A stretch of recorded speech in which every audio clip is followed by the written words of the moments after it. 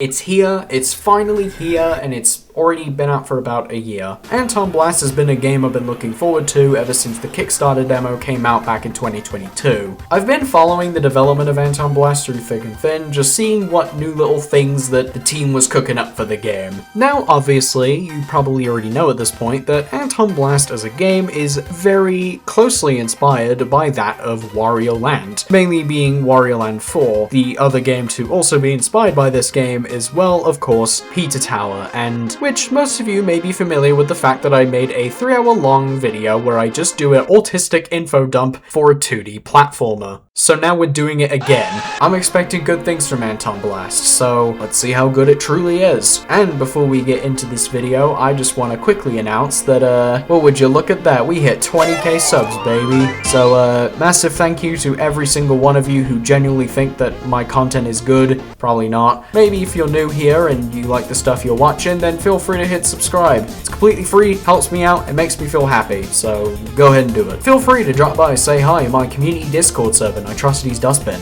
We just talk about random video games and shit, maybe do a couple calls every now and then. It's a pretty chill place, so stop on by. And yeah, follow me on my various social media platforms. All of those links can be found in the description. So, without further ado, let's finally talk just a little bit about Anton. Ha, gotcha. This entire video is actually dedicated to Anton Ball Deluxe now. Okay, before I get crucified, I do want to, at the very least, shed some spotlight to the two games that precede Antonblast. Those, of course, being Anton Ball Classic and Anton Ball Deluxe. Oh wait, sorry, what I actually meant to say was Anton Ball Deluxe. Now, both Classic and Deluxe are, well, pretty much one and the same. I mean, honestly, Deluxe is basically just a better version of Classic. It's more refined, it's got better mechanics, and it has some new game modes to sink your teeth into, so I'm just going to mainly refer to Deluxe. Now, for those of you who haven't played Deluxe before, let me just fill you in on what the game's about. You play as Dynamite Anton, and he gets drunk off of a Dr. Pepper, so he falls down a sewer, and now he has to play Breakout. It's basically just a Breakout clone, but instead of playing as a rectangle, you play as Anton, and basically you do some platforming to knock the ball back. It's surprisingly a pretty unique take on the formula, despite it being dead simple. Add some pretty fun stage gimmicks, and you have a pretty solid game mode here. I had a lot of fun with this one, actually. Can't exactly say the same thing for Punch Bowl, though. That is quite literally just Mario Bros. Like, not that it's a bad thing or anything, like, Punch Bowl is still a decent time, it's just that it doesn't really seem to do anything unique or interesting compared to Anton Ball did, so it's fine. Oh, and the online mode? Yeah, it's dead as shit. For real this time. Let's talk about Antonblast. See, now that's a bit more like it. Dude, I absolutely love this character select screen. The Summit Sphere Twitter account ended up showing this off before the game came out, so I'm definitely not the only one who thinks this character select screen just looks absolute gas, but I don't know, something about the character logos featuring some kind of, you know, explosive device, Anton having the bomb from the, you know, the title screen, and Annie having a stick of dynamite, the camera angle and the posing making both Anton and Annie look completely badass, the color choices being their two main colors, but like super exaggerated, so Anton's fully red with green accents and Annie's green with red accents. This entire thing all comes together to make something that is very, very visually appealing. And I guess, you know, because there are two characters here, you're probably wondering who I'm going to be choosing.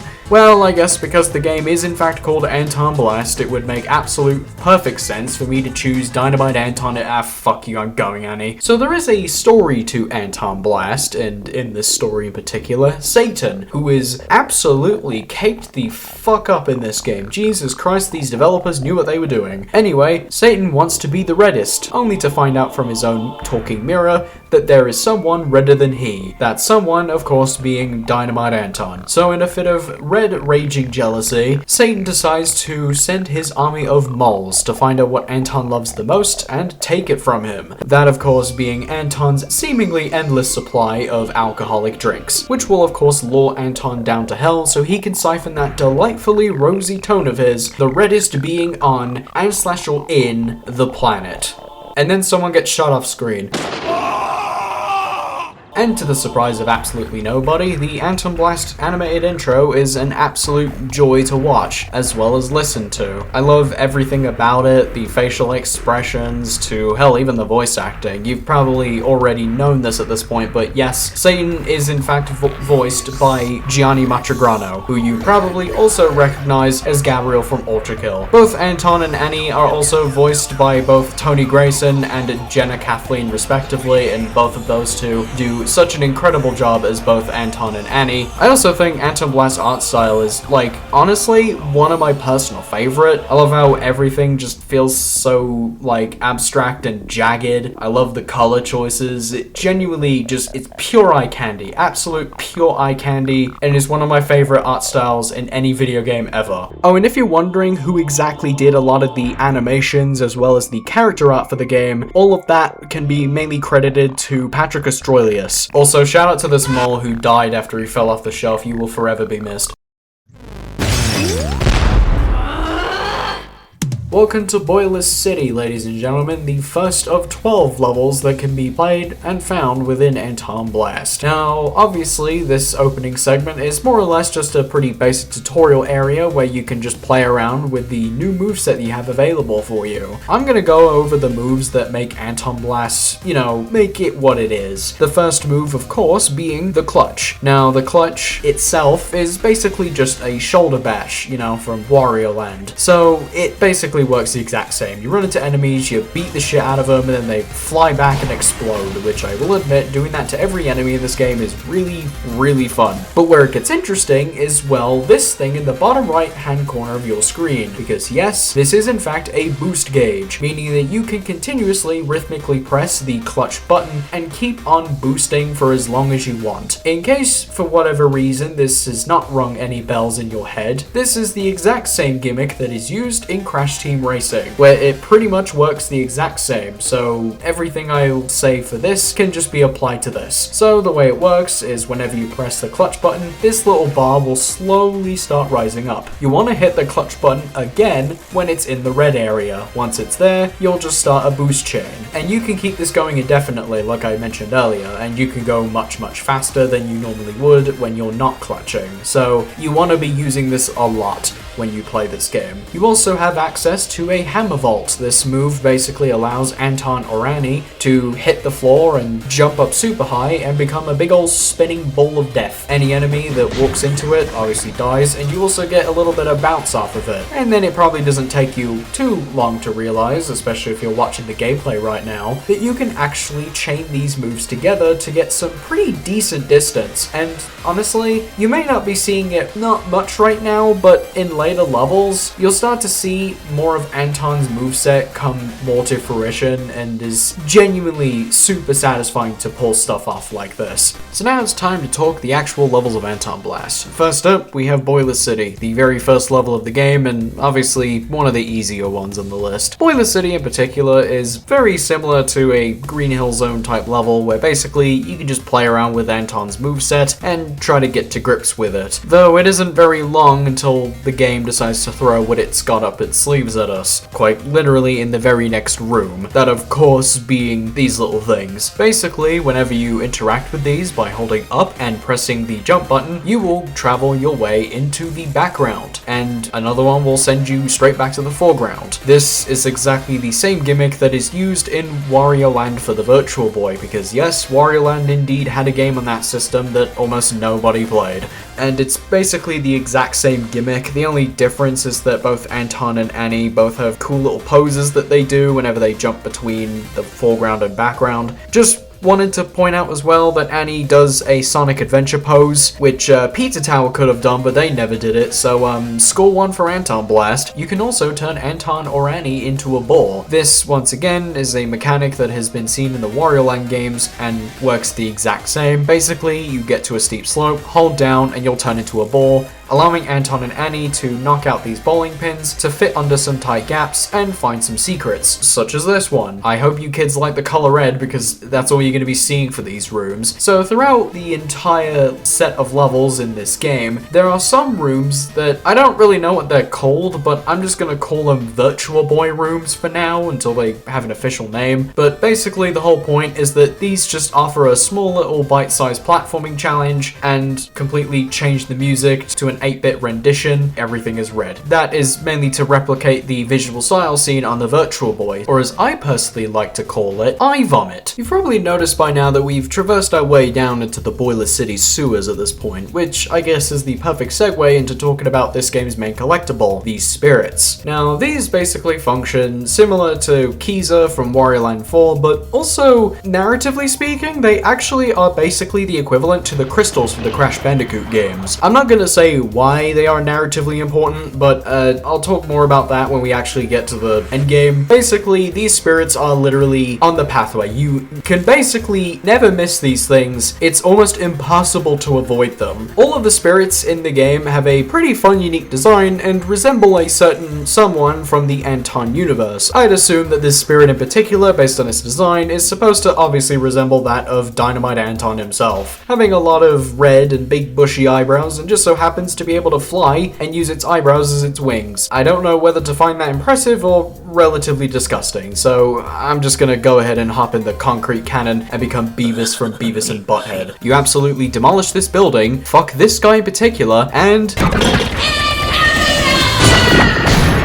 wouldn't be a Wario Land inspired game without having one of these things in it now, would it? This is the Happy Hour segment. Basically a total conversion of the Hurry Up segments from Wario Land 4, and I guess it's Pizza Time from Pizza Tower. There's not a whole lot different about Happy Hour, well, obviously aside from the level design and whatnot, but in case you haven't played games like this before, basically whenever you hit the frog switch in Wario Land 4, you basically now have to book it back to the beginning while collecting anything you may or may not have missed. Sometimes the levels like to open new pathways, sometimes they don't, so it's a bit of a gamble sometimes, but I'd say a vast majority of the levels do open up new pathways. Antonblast is, well, no different, so not much to really say about it there, just that there's a lot of spectacle by having a giant blimp just absolutely demolish the city. I mean, hell, not too long after that you also get into a chase sequence with the giant blimp as you have to precariously do some box platforming, which, yes, that is a Crash Bandicoot staple, using boxes as makeshift platforms to get to somewhere else. Also, the chase segments of these levels, also something that appears in Crash Bandicoot, whether that be giant boulders or giant nightmare polar bears. If you manage to actually complete the box platforming section, you actually get 25k chips, so that's pretty cool. If you don't, you get brought down to a bottom path with a lot more dangerous obstacles and enemies. Now, before we round off the level, obviously I do want to talk just a little bit about the music here. Now, I know some of you are probably familiar with my Pizza Tower video where I did the same thing. I'm gonna do things a little bit differently around here, mainly because I'm afraid of getting a copyright claim from some random South Korean company that thinks that the Pizza Tower OST was a cover of an Alicia Keys song that was released in 2005. So instead, I'm just gonna recommend you purchase the album instead. Please go do it. Like, Tony Grayson poured his heart out for it. I mean, come on, look at the cover art. It looks sick as shit. It was also drawn by Mr. Snappy Eagle. Antonblast has a pretty weird soundtrack because it's like, there was like an original version that came out back when the game first released, and then there's a version of it that was updated in August of last year. I'm gonna be mainly referring to that version and not the original version because it's just updated and the music's better anyway. We have the 3 tracks, 2 of them from Boiler City, and of course the last one being It's Happy Hour. I like Boiler City, it's pretty good. This is just the same theme from Anton Ball Deluxe's main menu screen. Ironically enough, not the same track they used for Boiler City in that game, which was a completely different music track. But I think honestly this suits Anton much better, or Annie, since we're playing as her. The other version of the track is just a B version. It's just a more quiet version of it. They do get a bit more unique as we go on, and I sometimes do end up preferring those. But enough of that. How about It's Happy Hour? Make no mistake about it, this track's a banger. Is it my personal favorite of all of these Wario Land inspired games? Actually, not really. I'd still give that to Worldwide Noise, but I'd definitely say that It's Happy Hour's a close second, solely because of that crescendo at the end.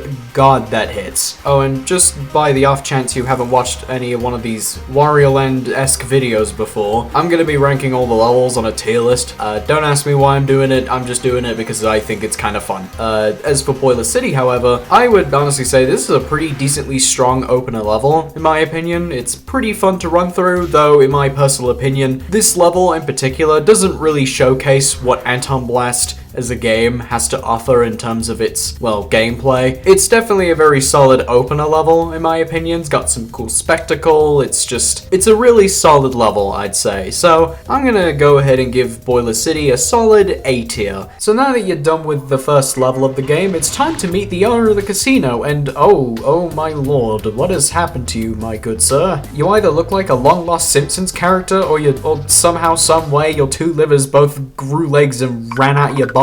Now this is Brulo, everybody, and depending on who you decide to choose for this adventure, he'll give you a little conversation. Obviously, since we're playing as Annie, we'll get her version of the conversation, and if you play as Anton, you get a completely different one. And yes, this is one of the very few changes that happen between both Annie and Anton's playthrough of the main campaign. After the conversation, you get access to Brulo's shop. This shop is basically going to be open pretty much all the way through the game, and there are various different items that you can purchase from here. 4 of them are consumable items that, once purchased, will be available once you start the next level or return to a previous level. You have the clock that increases the next spirit timer by 1 minute. You have the golden beat, which increases your maximum health by 1. You also have Annie's cat, or if you're playing as Anton, his dog. They basically act like Sparks the Dragonfly from the Spyro games, and thankfully do not actually have a voice actor like they do in the Legend series, and they basically just pick up missing chips for you. And last but not least, we also have the balloon, which just gives Annie or Anton a balloon, and if they get hit, it pops. You also have some collectibles, as well as a miscellaneous option. You will unlock more as you play through the game, but you can buy a couple right off the bat, and these are pretty expensive though. You have pet paint, which allows you to change the color of your pets. You also have the 2 TVs, just named as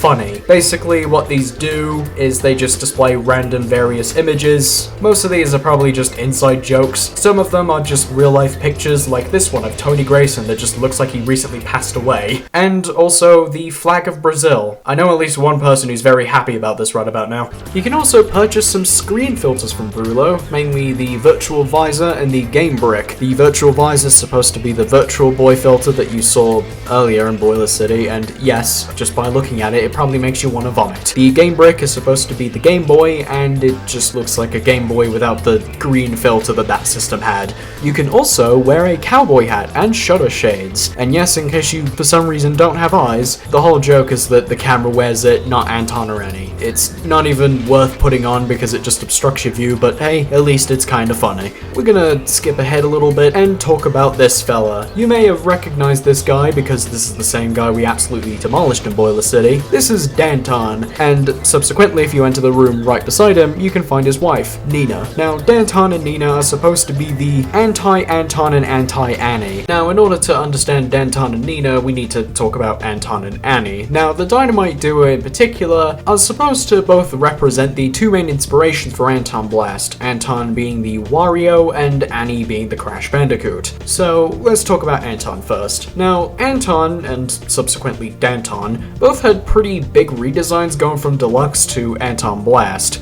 I mean, to be honest, Anton Ball Deluxe's Anton just kind of looks like a very copyright-friendly version of Wario, if I'm being honest. And Danton, I don't know what the hell happened to this guy. Actually, scratch that, Anton looked way worse back in the day. So, going from Deluxe to Antonblast, Anton got a redesign to look a bit more unique, I'd say. I definitely think the thing that sells the design for me the most is probably his beard. The beard, at least to me anyway, looks like a cartoon explosion effect. Don't really know how to explain it myself, so I'll just throw a picture on screen of what I mean, and honestly, I think it's perfect as it represents Anton's profession, at least in the lore of Antonblast being a demolitions expert, and I think it's a really cool design. I like it a lot. And the whole Wario thing, obviously is supposed to represent his personality, which obviously in this game, he's very rude, he's pretty vulgar, and he drinks a lot, like he has a severe drinking problem, probably. Which, to me, you could just kind of describe that as a more vulgar Wario. Wario on Adult Swim or something, which I think suits him pretty well. I definitely think it's pretty cool. And obviously, Anton, in contrast, is supposed to be a much more nicer, pitiful kind of man, rather than Anton's more ruder antics. So I guess you could call Anton a more Mario character for Antonblast Wario, which, yeah, I think that makes perfect sense in my opinion. And then moving on to the girls, Annie and Nina, well, they didn't actually receive any redesigns. This is because these two character designs are flawless and are perfect the way they are. Okay, I do tell a lie, they did look a little bit different before that. I mean, Nina looks pretty much the exact same as she does in the final game. Annie, on the other hand, it's like, yeah, she looks exactly the same, it's just the face looks a lot cuter, I guess. I don't really know what they were trying to go for with Annie's older beta design, but I would not be surprised if they were, like, trying to aim very close to a Mona-inspired character for Anton here, before they ended up just deviating and just deciding to make her into a female Wario, I suppose. Annie is supposed to represent the unhinged Crash Bandicoot DNA of Antonblast, which makes sense considering her whole character design and the weapon she carries being a spiked mace. Yeah, kinda feels very unhinged. Nina is supposed to be the polar opposite of that. She is pretty much a girl boss in this game, so at least we know who is the top and who is the bottom in the relationship. And when you talk to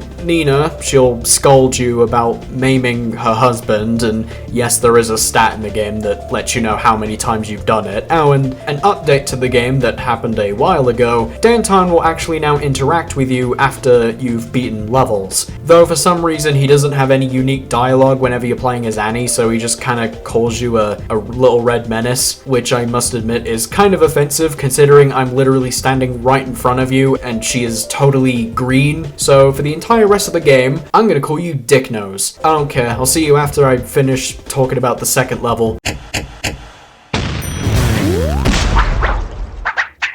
Welcome to Slowroast Sewer, the very second level to Antonblast. And yeah, like, not even 10 seconds in and we already got swimming. Won't go into too much detail about swimming, at least in Antonblast, but I will say that Annie wears a fishbowl whenever she goes swimming, so it's honestly pretty funny. Thematically speaking, it's a sewer level, which probably a little bit disappointed because, well, the last level literally had a sewer section in it, so what exactly makes this one different? Well, to me, it's just an obligatory Crash Bandicoot 2 reference because Crash Bandicoot 2 used a very similar theme in its levels, the sewer theme obviously, and to add more onto that, there is an enemy in this level that works the exact same way as another enemy in Crash 2 being the electric eels, and they just work the same. Like, I mean, it's either the Crash 2 sewers or it's the sewer levels from Antonblast Deluxe, making that the second time in a row where they brought back a level theme from Antonblast Deluxe. Calling it right now, the third level of this game is going to be yet another level theme ripped straight from Antonblast Deluxe. It's another simple level, nothing really too crazy with this one. You have some pretty basic stuff like, you know, breaking some blocks so you can let the water flow, to push the wheel and open a door so you can access the rest of the level. Also, whose absolute galaxy brain idea was it to build toilets in the sewer? Like, who, Master Splinter? Anyway, every time you break them, they just make a water geyser, which you can use as a makeshift platform, which is pretty cool. Oh, and I also completely forgot that, yeah, you can find these Brulo roulettes in levels. They're pretty much all throughout the entire rest of the game. If you find one of these, they can give you some extra little chips if you're, you know, low on them or something. So keep an eye out for these things. But the main claim to fame for this level is the introduction of, you guessed it, transformations. Another staple of the Wario Land games are transformations. These usually sacrifice a lot of your control, but give you something in return, maybe to solve a puzzle or something. But obviously, for this game in particular, and also the same goes for Pizza Tower, the transformations in Pizza Tower and Antonblast don't really hinder you as much. This is so that they can keep the pacing of the game constantly moving, so it doesn't feel like a slog every time you get into these sections. The first transformation is, of course, the Sewer Shark, which is another reference to a Crash Bandicoot level gimmick, that of course mainly being the animal riding stages, where basically Crash hops on one of the animals, levels and you just need to control it and break boxes. Pretty simple. Works similar in this game. The sewer shark itself basically will just constantly keep moving forward.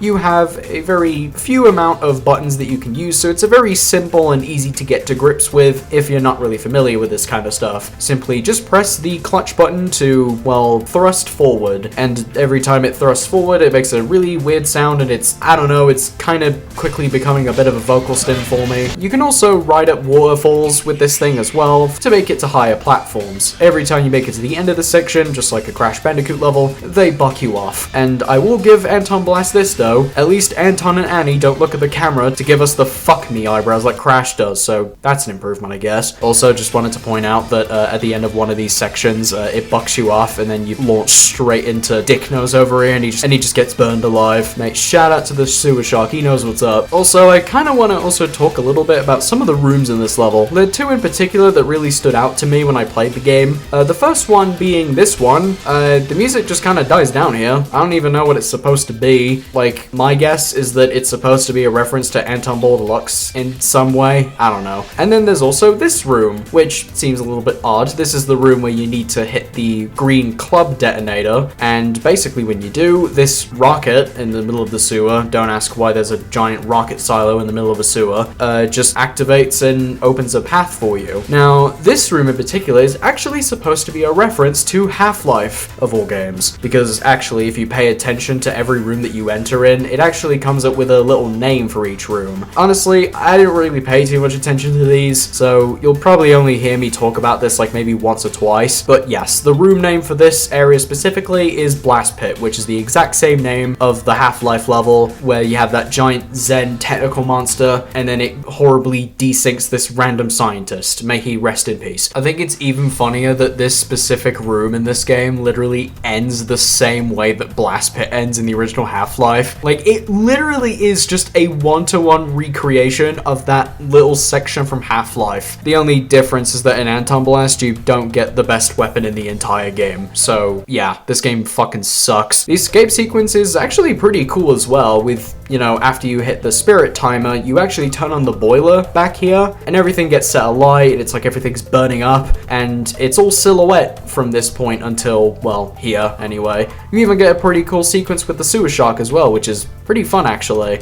And to add more onto the spectacle, at the very end of the level, you enter this concrete cannon, which launches you high into the night sky of Boiler City, I'd assume. And you come crashing straight down, straight to the elevator, finishing Slowroast Sewer. And to the absolute surprise of nobody, the Crash Bandicoot-inspired level has Crash Bandicoot-inspired music, at least somewhat. Honestly, the thing that really resembles it the most for me is mainly the specific instruments you can hear in the song, which this song actually has a motif, which is the same motif heard whenever you are choosing your character at the start of the game, which is a pretty cool detail most people haven't noticed yet. The B version of the track, once again, just kind of feels like a lesser version of the A track in my opinion. I do still like it though, it's not bad or anything, I just don't really see myself listening to it on repeat all the time. The A track, on the other hand, absolute banger. Listen to it, it's really, really good. Now, as far as the current tier list is concerned, this level is pretty good. I like it a lot. Definitely a step up over Boiler City, but I'm just saying, if you did decide to give me a revolver, I would have put you in S tier. So you're gonna have to settle for A tier. Once you exit the level, by the way, look at Dick Nose, he got burned to a crisp.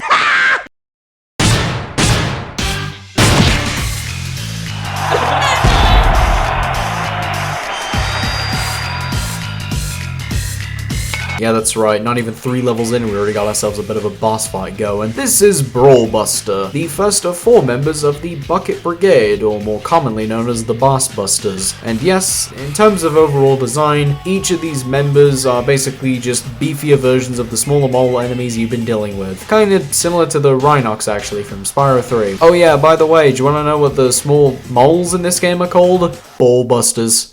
It's the funniest name for a platformer enemy I think I've ever heard. I mean, honestly, considering that they're named that, I wonder if there's any enemy in this game that's just straight up called a cock muncher. Now, honestly, if you were to tell me that the boss busters in this game are very similar to Pizza Tower bosses, I would honestly kind of agree with you. They're pretty basic in terms of what you need to do. The bosses have different attacks that you need to avoid, wait until the golden moment, and then strike. That is pretty much all of the boss busters summed up in a single sentence. Well, except except for one Brawlbuster. Brawlbuster is a pretty simple boss, honestly. He has a few tricks up his sleeve. First, he'll try to grapple you, then he'll do some jumps, which is totally not based off of any Crash Bandicoot boss in any way, shape, or form. Then he'll do a belly flop, then he'll combine all three moves together, and for his final move, he'll whip out the chair. And then when all is said and done, you go in for the kill by literally hitting him so hard that he comes crashing into the screen and sliding off. Strike a pose, and you're done. And that's pretty much it for the Brawlbuster fights. Honestly, I'm not really gonna go super in depth with these guys because there's not really a whole lot to really sink your teeth into here. They're just pretty basic boss fights. Honestly, the bigger, badder bosses are way more interesting to talk about in this game, but you know, they're not bad or anything. But do you wanna know what isn't bad? The fucking music. The song that plays whenever you fight one of these guys is unironically one of the best in the entire game. Because not only does it sound like I'm about to get jumped by a 1960s New York gang that snap their fingers in tune with the music, but holy, that guitar solo. What was Tony on when he made this, and where can I get some? I think the most interesting thing about the bosses though is the fact that all of the bosses in this game are based off of one of the 7 deadly sins. Obviously excluding the final boss because I think it's pretty painstakingly obvious on who that is, but all of the bosses in this game are designed around the sin that they represent. Brawlbuster in this case being represented by pride, hence why we're kind of in this abandoned gymnasium, why we're in a wrestling ring, and why he taunts all the time. It's honestly kind of perfect. Well, you know what, since your name has a lot of B's in it, I'm gonna go ahead and put you in the B tier.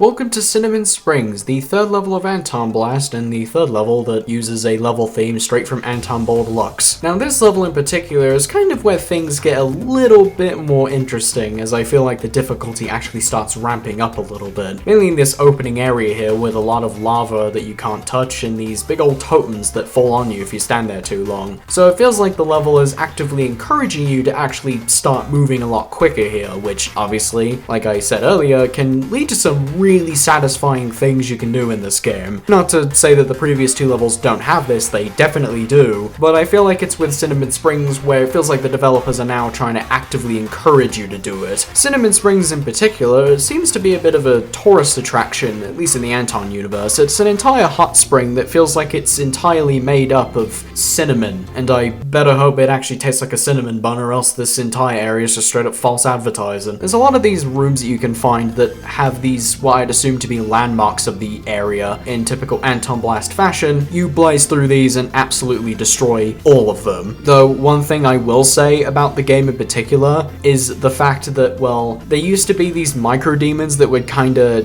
chill out around here, and every time you decide to destroy one of these things, they would actually get upset and call you a jackass. I will say I honestly kind of miss these guys. They were removed in the update, which is a massive shame in my opinion. I really wish they'd still be around because honestly I think they added a lot of world building to the game. I mean, it's not all bad, however. You do get to see Dick Nose pretty early on here, so I mean he's just kind of hammering away at whatever this is. So I say we give him a little bit of a scare, do a little bit more cool stylish platforming here and there, and we already get introduced to the second main ability of the game. This is the tornado ability. Basically you become a spinning tornado of death, constantly moving forward and destroying anything in your path. Any small little crate or enemy will be sucked into your vortex and get absolutely obliterated by you, and it's always really cool to pull off. I love it. You can also increase your speed by holding down the button that you use to clutch. You've probably also noticed this little number above Annie's head here. This basically indicates the amount of times you can ricochet off of a wall. If the number hits 0, Annie gets dizzy and then you're back in the action. So obviously the level does accommodate for this by introducing some pretty nifty little platforming challenges utilizing this mechanic, and it's all good fun. It isn't really too long until you hop into this concrete cannon. You go soaring up to the second half of the level, where we get a bit of a scenery change actually. We go from the top of the hot spring to scaling a mountain, and we find this, what I'd assume to be this Japanese sanctuary of sorts. We're just blazing through, doing some platforming and destroying shit. We now have to do just a little bit of platforming.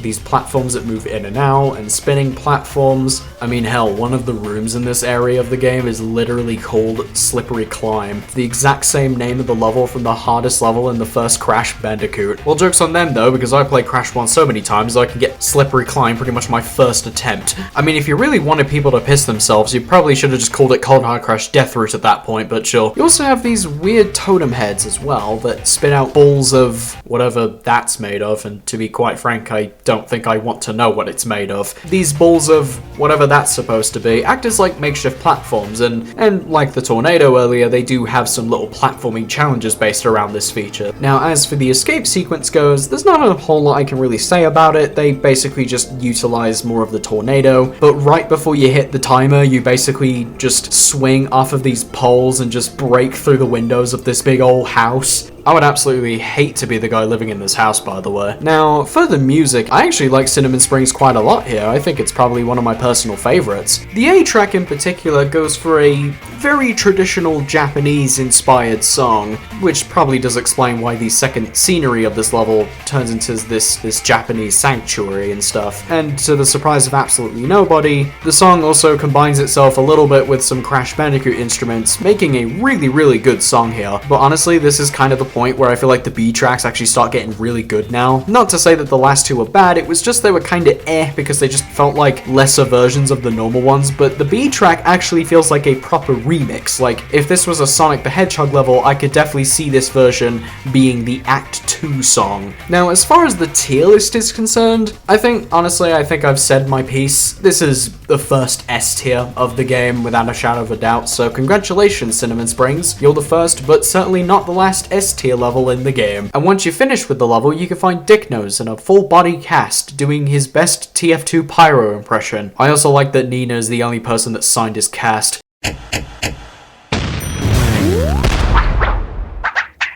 Welcome to Bomb Candy Mine, ladies and gentlemen, the penultimate level of this section of Brulo's Casino. It should also be a bit of a surprise that this is actually the first level in the game that does not use a pre-existing level theme from Anton Deluxe, which is a very nice breath of fresh air. The level theme itself it's a mineshaft that is having a sweet rave party down here. The background is changing different colors, and then you have the little jewels in the foreground here flash different colors in time with the music. And the most important thing about this level in particular is the lava, and it's simply because it's green, which means it's made of Mountain Dew, so I should go get a packet of Doritos and boot up a copy of Modern Warfare 2. Now, this level in particular, at least in terms of its design, is a lot more maze-like, but also not really at the same time because it doesn't really feel like a maze whatsoever. I know that may seem like a bit of a bad thing, but if I'm being completely honest, I think that's really more of a token to how good the level design is in this game. I mean, I think the reason it's more maze-like is because this level in particular has you moving in a lot more directions that isn't just going right the entire time. I mean, you could probably see with the level design in the previous 3 levels that the level always has you moving towards the right for the most part. Like, I feel like 90% of the time you're playing the game, you're moving to the right, and then the rest of it is just going left because of the escape sequence. But I feel like in Bomb Candy Mine, they try to make it more of a maze by having you go all over the place. Like, you're going left, you're going up, you're going down, some pathways just loop you back to previous rooms and whatnot, so it definitely feels like a maze, but it never truly is a maze, if that makes any sense. And I think understanding that makes me really appreciate Bomb Candy Mines a lot more as a level in this game. It's kind of quickly grown to becoming a pretty good level to arguably one of the best in the game. I mean, as for level-specific gimmicks, however, look kids, it's the Bomb Candy from Bomb Candy Mines, and here it's used as a little time-based challenge where you basically have to hit the bomb into the specific blocks that look like it and it explodes.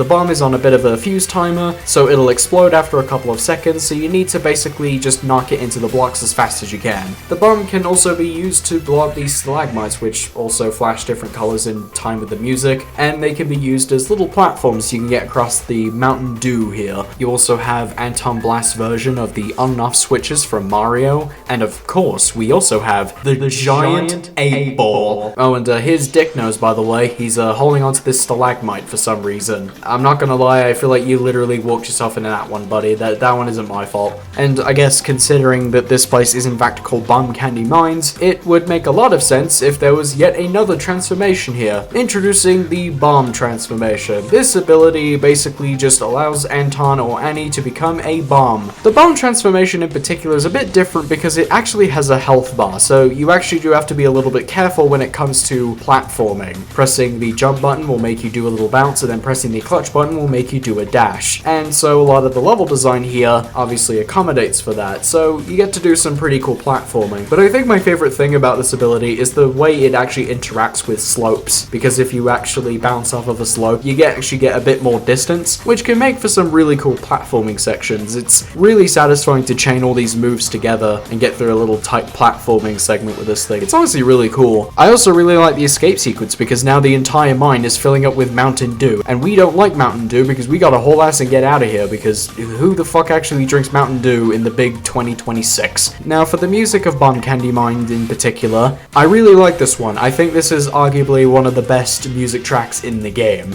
Previously, the last few levels have been going for a bit more of a Crash Bandicoot feel. From what I've heard of this song, it feels a lot more Sonic the Hedgehog, a bit more Sonic CD, if you will. But honestly, the B track is where it's at. I think compared to the other tracks, I think this is where the B track actually ends up outperforming the A track in my opinion. I mean, apparently the B track for Bomb Candy Mines was so good, in fact, that they literally only had it play in 3 rooms when the game first came out. And with that knowledge in mind, yep, this is once again the easiest S tier you've ever seen in your life. Now, before we actually go on to the major boss of this area, I do want to just briefly take you on a bit of a intermission course and talk about one of the very few things that change depending on who it is you decide to play as in Antonblast, because here it's where we get a bit of development in the story. That is, if you're playing as Anton, because if you're playing as him, you get a conversation between Anton and Satan, and it's here where Anton finds out that Satan stole all of his booze and he gets pretty pissed off. Whereas with Annie, you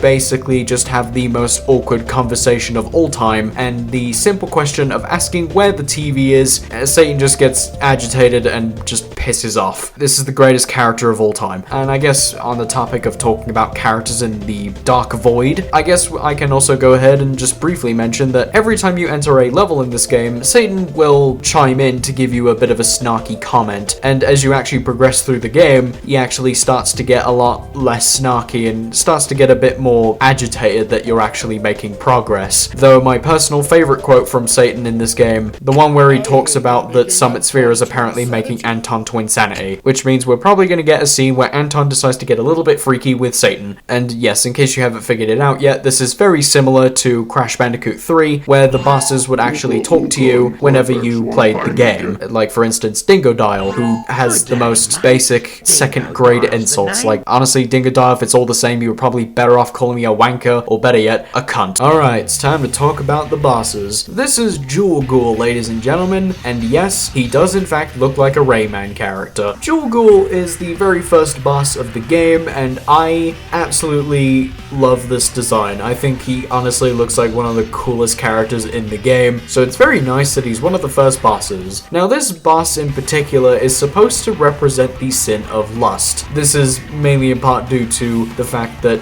there's a bunch of strippers in the background, so yeah, we're basically fighting this guy in his own bloody strip club. I also really like the fact that he's wearing a zoot suit and he even hits the fucking Daffy Duck pose at the beginning of this fight. These bosses in particular function very differently compared to the boss busters, where the boss busters feel more similar to, say like a Pizza Tower boss fight. These guys in particular function more similar to Cuphead bosses, which I guess gives me the excuse to talk about Cuphead for a little bit. Now, for those who have never touched Cuphead before, which if you haven't played Cuphead, what the fuck are you doing with your life? Go and play it. Cuphead bosses in particular, basically, you just pump all of your bullets into them until the game hits you with the The bosses themselves have difficult attack patterns that to the unassuming player or the average newer player, but through a lot of trial and error, you start learning the attack patterns and can dodge them a lot easier. Over time, you actually end up overcoming some of these bosses. I think a good example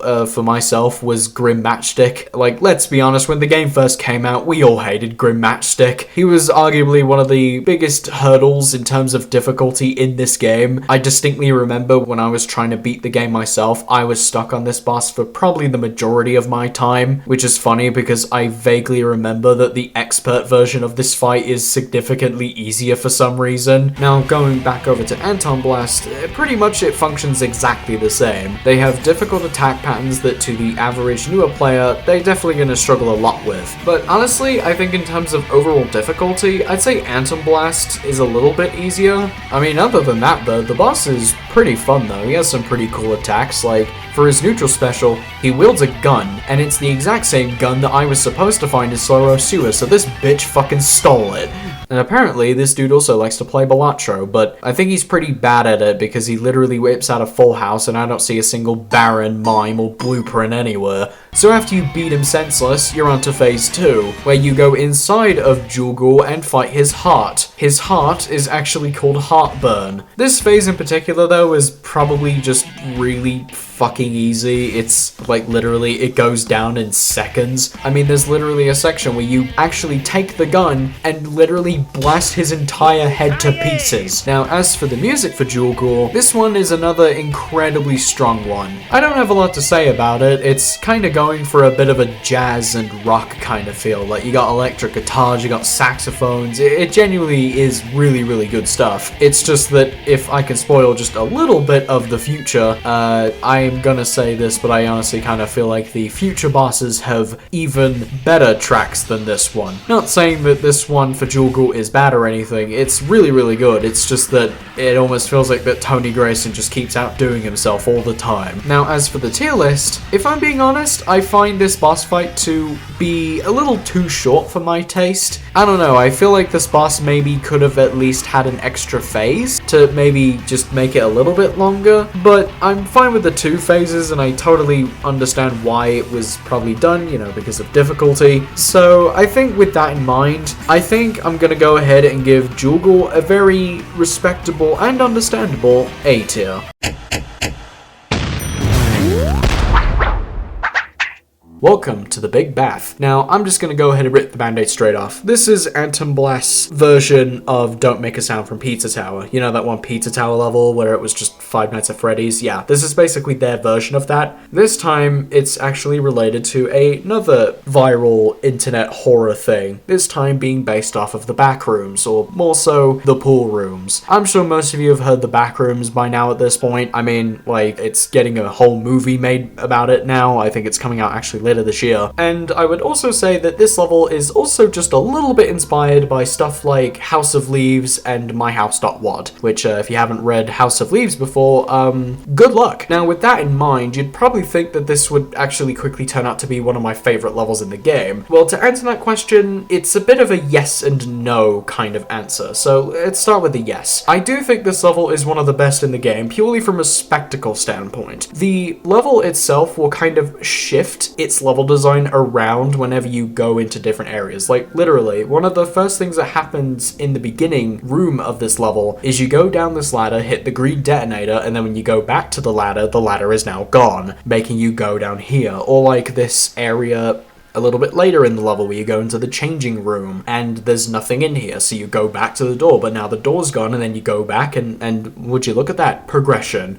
Or like during the escape sequence when you enter this door and now you're in a hallway filled with other doors and each door leads to a different door. You don't know which door is the one you have to go through until you just miraculously end up in the one specific door that just gets you in this blue room, even though there wasn't even a door there to begin with. You're just materialized here. Or like I can talk about the escape sequence and how once you make it to the elevator, you actually get a fake out ending with it, where instead of finishing the level, you actually get a elevator and you have to break out of it and rush through a new part of the level that you didn't even see before to the end of the level, and then the level will end. So from a purely spectacle standpoint, this is one of the coolest levels in the game. Like, there's so much I can talk about. It's so cool. But on the opposite end of the spectrum, I do feel that this level in particular is a little bit lacking in the gameplay department. Not that that's a bad thing, because there is still a lot of gameplay to sink your teeth into, and it is still a very fun level to run through. I just think compared to the other levels, it's a little bit weaker in comparison. Like, for instance, this level in particular introduces swimming. I know technically Slowroast Sewer did it earlier, but this level in particular makes that more prominent. In which, honestly, I don't have a lot to say about water levels, because, well, we all know why they suck. They basically just make you super floaty, and they just kill the entire pace of any game ever. In which Antonblast decides to get rid of that by basically no stupid water physics, and you just get tight, precise controls while underwater, and your clutch can be used as a little speed boost. So you also get a new transformation here, the Torpedo transformation, and if I'm being honest, I completely keep forgetting that this one exists. Is it a bad transformation? Not really. It's kind of funny seeing the faces of Anton and Annie just being stuck on top of these. It's pretty funny, but I don't know, I always seem to forget this one exists. You're not really doing a whole lot here outside of just holding up or down. The game just kind of moves you forward, so it's alright. It's not my favorite ability, but, you know, it gets the job done. That's all I really want it to do. Now, the music of this level in particular is, well, it's definitely something, that's for sure. Obviously, this is the horror level, so obviously the theme song makes it sound like I'm actually in Silent Hill rather than Antonblast. And in my opinion, it sets the mood straight. It's very foreboding, but also kind of comforting in a way. Kind of like a Resident Evil safe room, actually. But that's all I really have to say about Big Beth. It's not even a track that I actively listen to, per se. Now, as for the tier list, this one was a bit difficult for me to rank because I don't really know what I really think about this level, because, like, sometimes I really, really like it, and then sometimes I absolutely just, like, it's just kind of whatever. So I think I'll just reach a compromise for myself. I've decided that I'm just gonna settle for B tier for now. This could change, but if I'm being honest, I think it's probably gonna stay B tier. I think that's fair enough.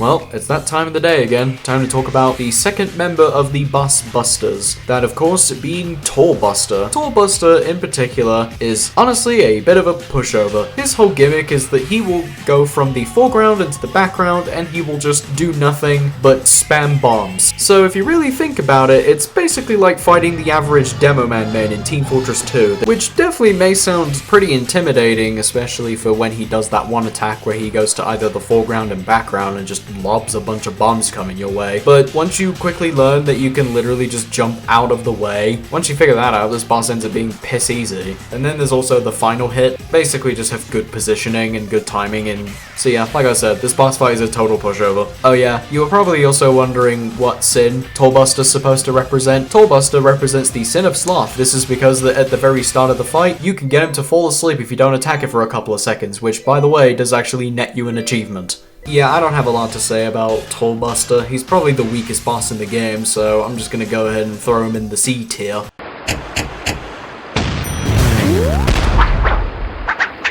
Welcome to Concrete Jungle, and to the surprise of absolutely nobody, this is yet another level theme ripped straight from Anton Ball Deluxe. Who would have seen that one coming? I think out of all of the Anton Ball Deluxe level themes in this game though, I think this one's probably my favorite. I don't know, I just kind of really messed with the idea of an entire city being covered over from jungle foliage. Another really cool detail though is how all the buildings look way more abstract, at least when you compare them to the buildings seen in Boiler City. I think it really sells the more funky vibe of this place. What is funky about this level in particular is the fact that this level centralizes itself around 4 main gimmicks. That of course being rail grinding, bouncy jelly, sticky jam, and of course monkeys. Green monkeys. The rail grinding itself is honestly really, really good, actually. Most platformers, and hell, you know what, I'll even say it, even Pizza Tower, honestly, rail grinding peaked in like the early 2000 Sonic games. Antonblast, I feel, does rail grinding pretty well, actually. It's similar to Crash 4 in the fact that you have the ability to switch between going up on the rails or hanging off of the rails to avoid various oncoming obstacles, but also a little bit of Sonic the Hedgehog, because of course you can actually clutch on the rails and even jump off of them to get a little bit of a momentum boost going. And it's super fun just to grind on rails and then just boost off of them. I don't know, it's just really satisfying to do. The bouncy jelly is, well, it's bouncy jelly. I don't know what you want me to say about it. The sticky jam is pretty cool as well. And then of course you have the green monkeys. When you make contact with them, they grab you and throw you around. Now all of these gimmicks do seem very simple on the surface, but I think where this level really gets it going is when they start actually throwing all the gimmicks to you together, actually. Like you'll be grinding on rails, dodging obstacles, and then you need to jump to these monkeys in order to grab this 25k chip, or maybe letting the monkeys throw you into some of that sticky jelly, or grinding off rails to a boost jump into some bouncy jelly to make it over a large gap or something. And honestly, doing all this kind of stuff is like super fun and satisfying. I think the best way I can describe this level in a very simple sentence is this level basically makes you feel like you're inside of a jungle gym. It's a very bouncy jungle gym. I like it a lot. Also, the best enemy in the entire game gets introduced here. Wanna know what they're called? They're called Biggie Busters. They're the second coming of Biggie Cheese. I also like this room here. This is the same room where Dick Nose gets flattened by a whole ass tree trunk, but I am mainly talking about this room because of this little thing right here. This little piece of graffiti that says, "Maybe we're the real Satan," and then someone wrote in red letters, "Wrong, moron." In case you don't really understand why I think this is really cool, because this is actually a reference to Left 4 Dead. If you've ever played that game before and you make it to a safe room, in the safe room you can see little notes written from other survivors who have also made to that safe room that are probably not survivors anymore because they probably got infected or died. But the one that they're mainly referencing is this one from, I think, the first Left 4 Dead, where someone wrote on the whiteboard, "Maybe we're the real monsters," and then basically literally everybody's just dogpiling on them. And the escape sequence has you literally set the entire jungle on fire, which will definitely not fuck over the ecosystem of this place. Now onto the music. Concrete Jungle in particular is really interesting because I think it's the only level in this game that actually has 3 tracks to its name. Pretty much every other track has at least 2. This has 3, though it's not exactly an even split. The A track, which is the one that you'll be hearing the most, is probably, in my opinion, the best one. It's very funky, very stylish, I like it a lot. The B track is a much more relaxed version. It's, honestly, I'd say it's more of like a smooth jazz version of the main theme, which is really good, especially when the Mario 64 sound font kicks in, like, near the end of the song. Oh, it's so heavenly. And then you have the C track, which just sounds like it's straight out of Jet Set Radio or something. I actually really like this one a lot. I think it's kind of underrated. So yeah, this level's great. Love it a lot. I think this is yet another easy S tier in my opinion. Welcome to Pinball Mire, and you know what, I'm just gonna cut straight to the chase. I could talk about the background being like this swampy marsh area which later transitions into an inactive volcano. I could talk about how there's an enemy here that is literally just ripped straight from Wario Land 3, or this one fish that looks suspiciously like Dynamite Anton that makes me question on how the concept of evolution works in the universe of Antonblast. But I feel like talking about all of these things would do an absolute disservice to the main reason that people talk about this level. The main gimmick of the level, and the whole thing the level is named after, the pinball mechanics. Now for those unaware, when the game first came out, this level in particular was heralded as arguably the worst level in the game. So to kind of give you a short little demonstration of what the pinball mechanics actually do, basically whenever you enter one of these things, you turn miniature and kind of roll around in this big gotcha ball like you're a little hamster. And basically, that's it. You just kind of go on your way. You have 2 buttons to use. You can use your clutch button to do a little spin dash, and you can press the A button to jump. And pretty much any time that you enter one of these pinball sections, usually pressing the jump button will also activate the paddles as well. Though it may sound pretty intimidating, don't worry, you do get to run over Dick Nose with one of these balls, so at least it's not all that bad. Now, since this game's been out for a whole year at this point, what do I have to say about Pinball Mire? Well, you're all a bunch of pants. Honestly, complaining about the pinball mechanics in Antonblast is like complaining about tank controls in a classic Resident Evil game. Honestly, the areas in which people struggle the most with this this level is mainly those last two pinball tables. They're not that bad. I didn't really struggle with them all that much. Really, the best advice I could give is just try and position yourself better. Like, pay attention to the arrow that pops up above the ball whenever you get on the paddle, because that's basically the trajectory that you'll shoot yourself when you hit the jump button again. You can reposition yourself on a paddle with the spin dash, by the way, just in case you think you might miss a shot or something. And hey look, you even get a cute little reference to Antonblast Classic, so that's adorable. Now as for the music of this level, I gotta say, I think honestly the A track is one of my favorites in the game. I think I ended up using it in a previous video or something. It's genuinely that good. But honestly, nothing could have prepared me for the B track, because the B track doesn't even go for like a remix, it's like a whole new style now. That of course being a cappella. Yes, that's right, the B track for Pinball Mire is entirely a cappella, which is supposed to be a whole nod to Crash Twinsanity, for that game's soundtrack also was made up entirely of a cappella music, which is actually really good. Shout out to Iceberg Lab, that song is an absolute bop. Now as for the tier list ranking, I'm gonna be completely honest, this level gets way too much hate. I don't think this level is as bad as everybody says it is. It's not my personal favorite level, but it is a level that I will always defend until the day I die, so I guess I'll throw you in A tier. I think that's fair enough for you. Well, it's that time once again. It's time to talk about the next major boss of this area, and that of course being Freako Dragon. I love this dude's design, by the way. I think Freako Dragon probably has my favorite design in the entirety of this game. I do vaguely remember that the developers were very open about his design being based off of Ripperoo from Crash Bandicoot. I think probably my favorite design detail about this guy though is the fact that his entire body is made up of fucking pachinko balls. That is amazing. Now as for the boss fight itself, this is by far and the best boss fight in the entire game, both for a gameplay and a spectacle sense. It's basically just Ghoul on crack. It's the same thing, so it's similar to Ghoul where you basically just absolutely relentlessly bash him until he's dead, and you can get some pretty fucking good damage in, and by proxy, most of the attacks that he does mainly has him going off screen. Whether it be trying to fly into the background and coming into the foreground, he'll come off screen and breathe fire. They must have eaten a barbecue for lunch.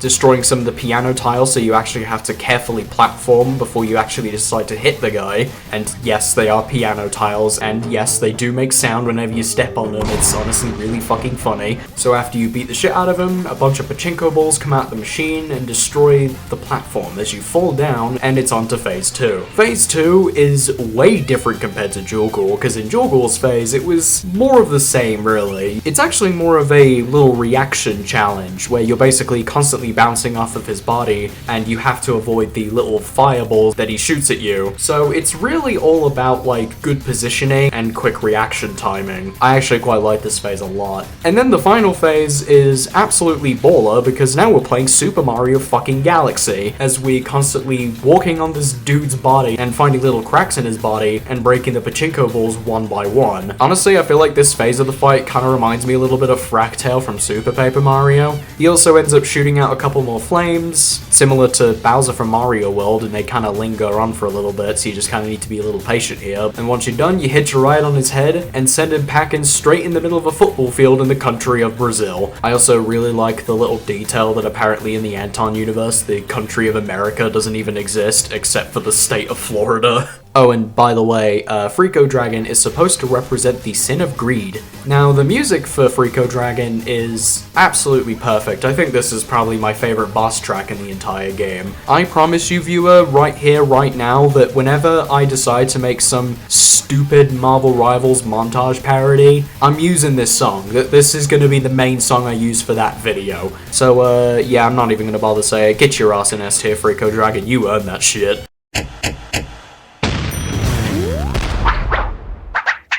Welcome to Mad Mall, everybody, the level that reeks of the early 2000s, because one of the very first things that you see in this level is a room called Goth Topic. Now this level in particular was another one that I think a good few people ended up not really liking all that much, but not as much as Pinball Mire though. This level's main gimmick surrounds this little guy. This is the Mall Goblin. He's trying to steal whatever's in the safe, and we can't let him do that. Mainly because I want it for myself, and I don't want him getting his grubby little hands on it, so it's basically just a race against against the clock, really, to hit all of the detonators before he does, and if you hit all of them before he can, then you can take whatever's inside. I'm going to talk about the order that I went in for my playthrough, so we're going to start with the yellow room here. The yellow room is basically just a little shooting gallery. Just shoot the green guys, avoid the red ones, and you're good to go. Next up we have is the blue room. Now this room in particular, I remember a lot of people hating, mainly because of these jammy little dodgers. These are the Maulgoblins, and they are annoying little pieces of shit. I remember when the game first came out, I fucking hated these guys because their whole gimmick just makes them run really fast, and you can never catch up to them, and once they hit a wall, they ricochet off of it, and oops, you missed them, now you have to chase them down again. So yeah, these guys are pretty annoying, except until I learned that you can literally just preemptively jump into them before they ricochet off the wall, and like, you can always catch them.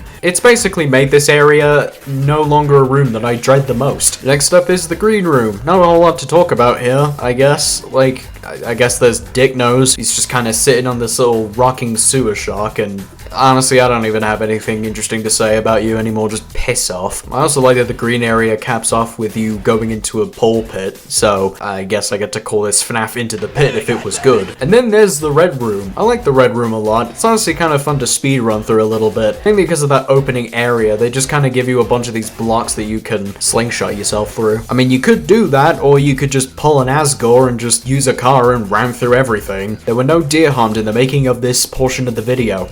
Well, except for that one. Once you've hit all the detonators, you can now go into the safe and claim your prize, that of course being a shit ton of chips and the spirit that is needed in order to progress through the game. And then you get to become Paul Blart Mall Cop as you hitch a ride on a mall scooter and ram through a bunch of the mall security officers that for some reason were all just packed in here for some reason. And yes, all of the security staff here are demons, which I guess implies that Satan does in fact own this entire mall, and considering that one of the very first rooms in this level is called Topic, it would technically imply what kind of women that Satan's into, and that of course being Dynamite Anton. Oh yeah, and for whatever reason you decide to let the Mole Goblin actually take one of the detonators here, you actually get a completely different escape sequence. It's basically just a longer version of the one that you would get if you didn't let him get any of the detonators. The only difference being is that instead of getting the spirit inside of the safe, instead you just kind of take it from him because he's now been put into gay baby jail. Now, talking about the music, there's honestly only really one that people talk about, and that's actually the B track. Why not the A track, you may ask? Well, it literally only shows up in like 3 rooms in this level, and all of them are at the very beginning. Yeah, that's pretty much all I really have to say. I do like the A track though, it's not too bad. To be honest, this level's alright. I didn't really think it's super strong, but it's definitely not a bad level either, so I guess I'll give it a B tier.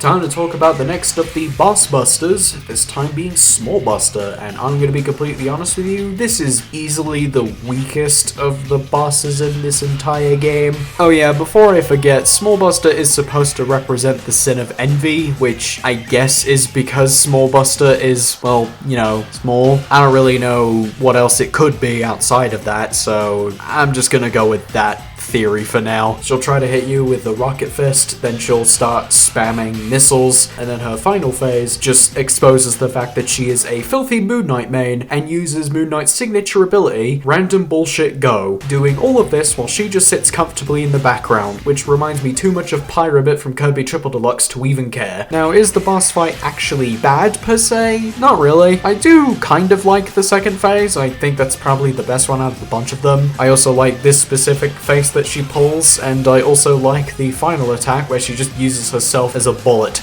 And yeah, while most of this stuff is pretty cool and pretty funny, but I can't really help but feel that there is something missing in this fight. I suppose it's probably because Brawlbuster just has much more to do compared to Maulbuster, but she definitely does a lot more compared to Tallbuster, who basically just does fuck all. So I guess in a weird sort of way, Maulbuster's like a mix between both Brawlbuster and Tallbuster. Like, she does have multiple phases similar to Brawlbuster, but she just sits in the back and just bumblefucks around like Tallbuster does, so. And honestly, it's kind of made me a little torn over where I'd put Maulbuster on a tier list, but I feel like I have come to a conclusion, and I'm gonna be nice and put her in the B tier.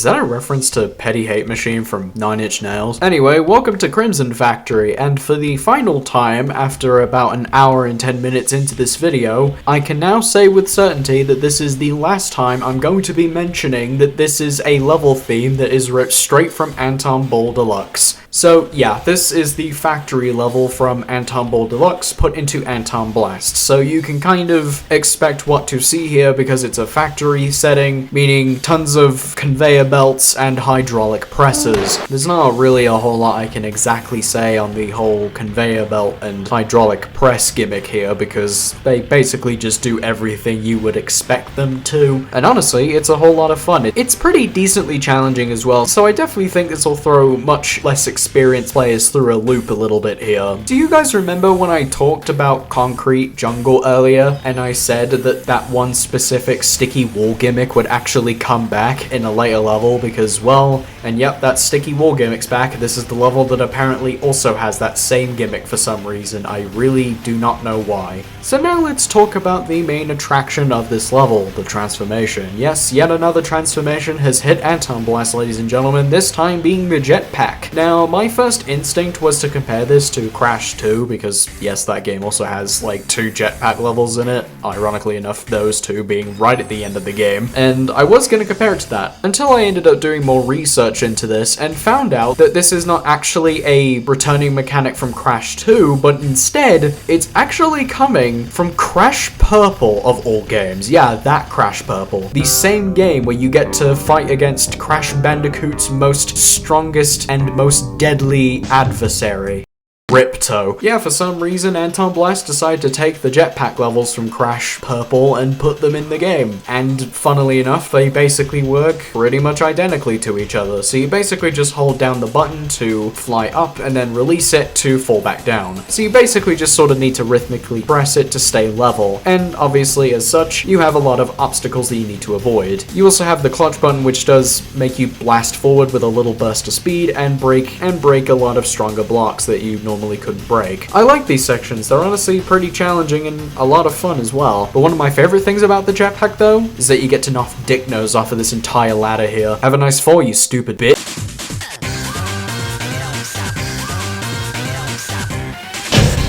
And honestly, I think this level has one of the coolest escape sequences ever. See, a little bit before, you probably notice this big thing in the background. You probably wonder what it is until you hit the timer, it falls down, but then the second you enter the next room, boo, jump scare. It's actually just a giant Satan robot that is constantly chasing you down and shooting projectiles at you. This is honestly one of the more tougher escape sequences, especially because they go kind of hog wild with some of the platforming shit here. Like, I feel like every time I replay this level, I can never not take a hit here. It's genuinely pretty challenging. I especially love the final bit when you end up hitching on a jetpack, so it really kind of has this almost cinematic feel to it. You also may have noticed that the Satan robot is actually a pre-rendered sprite, believe it or not. I absolutely love that. We need more characters from games with sprite-based art styles to just be like a pre-rendered sprite. It'd be the funniest shit ever. Now, the music of Crimson Factory is honestly kind of slept on, at least for me anyway. I definitely slept on Crimson Factory a lot. Both the A and B tracks, ooh man, I love them both. I think I will have to give the edge to the B track though, but the A track is absolutely stellar, don't get me wrong. I can definitely feel the Nine Inch Nails influence kind of seeping through these two tracks here, which to be fair is pretty ironic considering that the title card for Crimson Factory is literally just Petty Hate Machine, or at least the album cover for it anyway. Actually, speaking of Nine Inch Nails, if you ever listen to Pinball Mire's A track, apparently I found out that it's actually based off of a Nine Inch Nails song. I think the song is called Down In It or something. I had to listen to it for myself, and honestly, I could definitely feel where Tony Grayson got the inspiration for the A track of Pinball Mire. Oh, and for the, I don't know, few of you who do not know who Nine Inch Nails is, they're the same guys who ended up making the soundtrack for the original Quake, which is why their logo is plastered all over the nail gun ammo boxes throughout the game.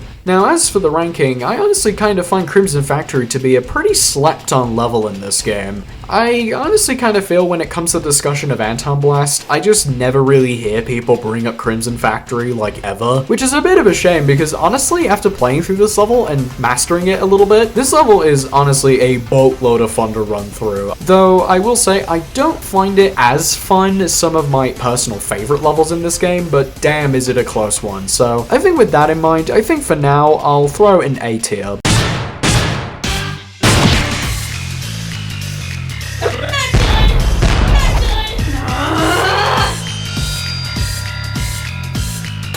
Now it's time to talk about the final member of the Boss Busters, that of course being Maulbuster. Now, compared to the other Boss Busters, Maulbuster in particular is probably the most unique out of the rest of the Boss Busters here, where the other Boss Busters were a lot more about waiting for the right opportunity to hit them. Instead, Maulbuster goes for a completely new kind of gimmick. Now, when the fight starts, she will immediately jump into the background, which I will admit does make me kind of sound like a bit of a hypocrite because, well, I did just kind of complain about Smallbuster doing the exact same thing. You've probably quickly noticed that the setting of the area is a theater, and that there is this meter on the top left corner of your screen that replaces your health bar. Basically, the way you actually have to progress this fight is by taking the least amount of damage possible, as you are trying to impress the audience with your performance. If you perform well, the audience will throw roses at you, and then they will throw rotten tomatoes at Maulbuster. This in turn will rise up this little thermometer that shows up when the phase is over. Since Maulbuster is supposed to represent the sin of wrath, she just gets jealous that you are performing better than she is, and when you finally make it to the final phase, she'll get so pissed off that she'll change the theater into a volleyball court, and you just basically just play volleyball until she's dead. And that's pretty much it for the fight. Where this fight actually ends up becoming one of my personal favorites in the game is just how it is. Obviously, because you can't naturally take damage in this fight normally, obviously the attacks in particular just kind of make it feel like it's a straight up bullet hell. Basically, these projectiles will just fly across the screen and they are practically everywhere, so you have to constantly keep avoiding these. But not only that is you also have Brawlbusters that will appear from off screen and try to hit you, so you have to be aware of them, which does actually lead me into probably one of the most useful things in this game, the scream.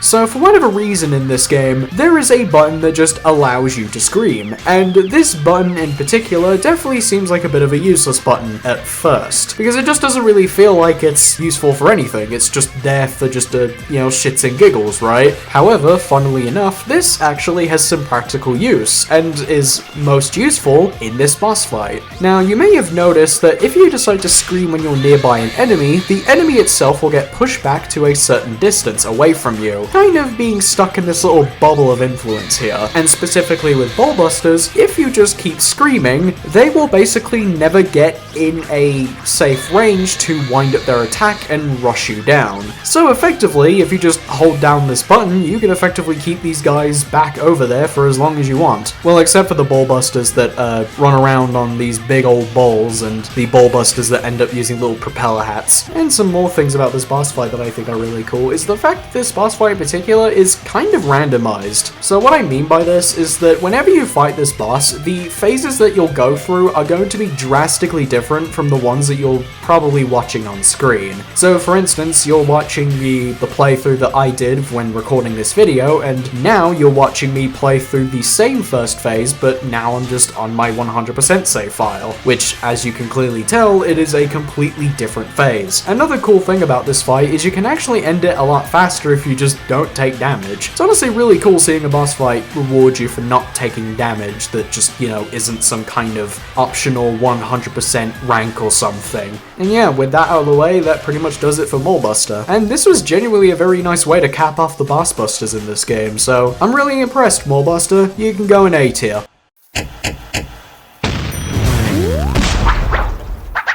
Welcome to Mysterious Glasshouse, the longest level in the game. To be fair, it is a little bit weird considering that this is the longest level and not like one of the last levels. I mean, there are still 2 more levels after this, but, well, I guess if it had to be any level, it may as well be this one. Now, Mysterious Glasshouse in particular can mainly be split up into 3 different sections, each of the 3 sections mainly focusing on one of the main set pieces that this level has to offer. Section 1, probably being my least favorite of these set pieces, is mainly with these little beanstalks. Basically, they just are tall and you can platform off of them with the leaves. The second room quite literally throws a little curveball your way because now you can't just, well, access the rest of the level. Instead, you need to go a little bit out of your way to go look for one of these valves with big old googly eyes that look like that they were ripped straight from a Banjo-Kazooie game. Then you need to escort them over to this little water sprinkler here to watch them literally kill themselves so that the little plant can grow up for you and you can progress through the level. So your sacrifice will definitely be in vain because I will forget about you in about 10 seconds. That's not all for this section, however, because it is also here where we get introduced to the next transformation. Yes, yet another transformation, and one that is introduced pretty early. And if I'm being completely honest, this transformation in particular is like the total inverse of the jetpack from the previous level at Crimson Factory, where the jetpack from that level was more so about horizontal movement. This one is solely about vertical movement. This is the angel transformation. Basically, Annie or Anton just turn into an angel and ascend to the heavens, but let's be honest with ourselves, these 2 characters are never seen the golden gates of heaven ever. Anyway, this transformation itself is honestly really simple. Most of the time, it's just mainly about reacting to oncoming obstacles, and that's honestly kind of all this ability does. You can also hold down on the D-pad to slow your ascent, but I never really find myself using this ability that much. Though I do want to just quickly mention that there's this one section a bit later in the level here, where there's this one little micro demon that decides to screw you over by literally throwing a speech bubble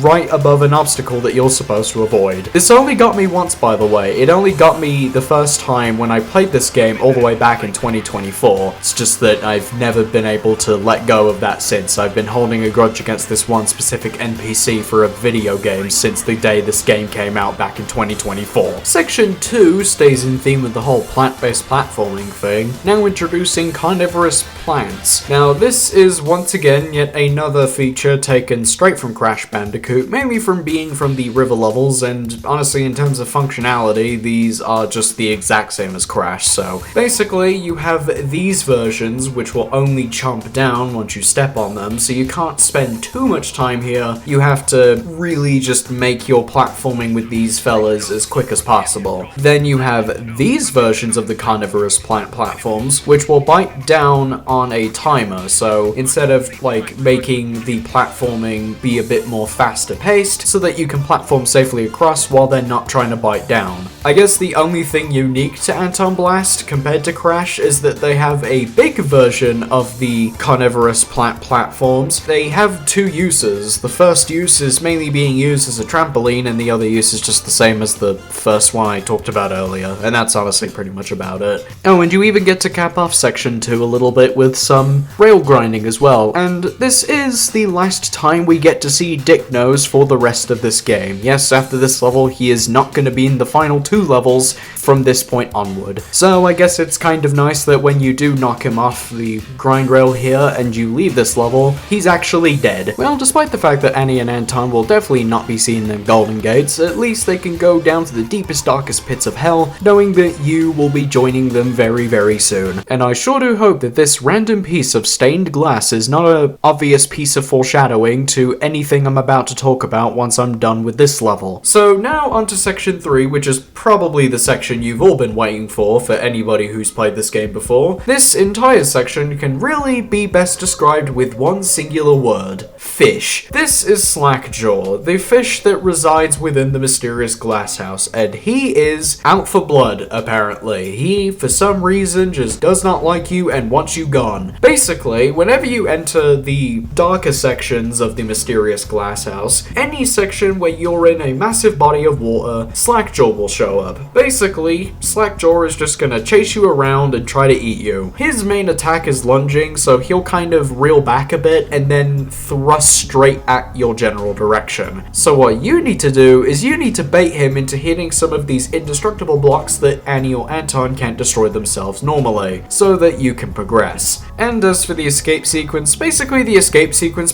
just combines, well, everything from the previous 3 sections. So you start off with avoiding Slackjaw, you do some platforming across some carnivorous plants, and then you finish it off with doing a little beanstalk platforming, and then that's pretty much it for Mysterious Glasshouse. Now, as for the music of this level, if I'm being completely honest with myself, I think the A track for Mysterious Glasshouse is easily top 5, if not top 3 tracks for Antonblast. And yes, it is solely because right at the very beginning of the song, they use the I'm in the house like carpet sample that you probably recognize from Persona. Though also shout out to the saxophone section, that part is majestic and people need to talk about it more. The B track, honestly, I feel like this is another underrated one. I like the B track a lot. It only really, where you're dealing with Slackjaw, but honestly at that point you're mainly more focused on the big fish that's trying to fucking murder you. It is just basically a muffled version of the A theme, but I think it adds to the atmosphere of this section of the level. I like it a lot. So yeah, other than that though, I like Mysterious Glasshouse a lot. I think this is, once more, yet another very easy S tier.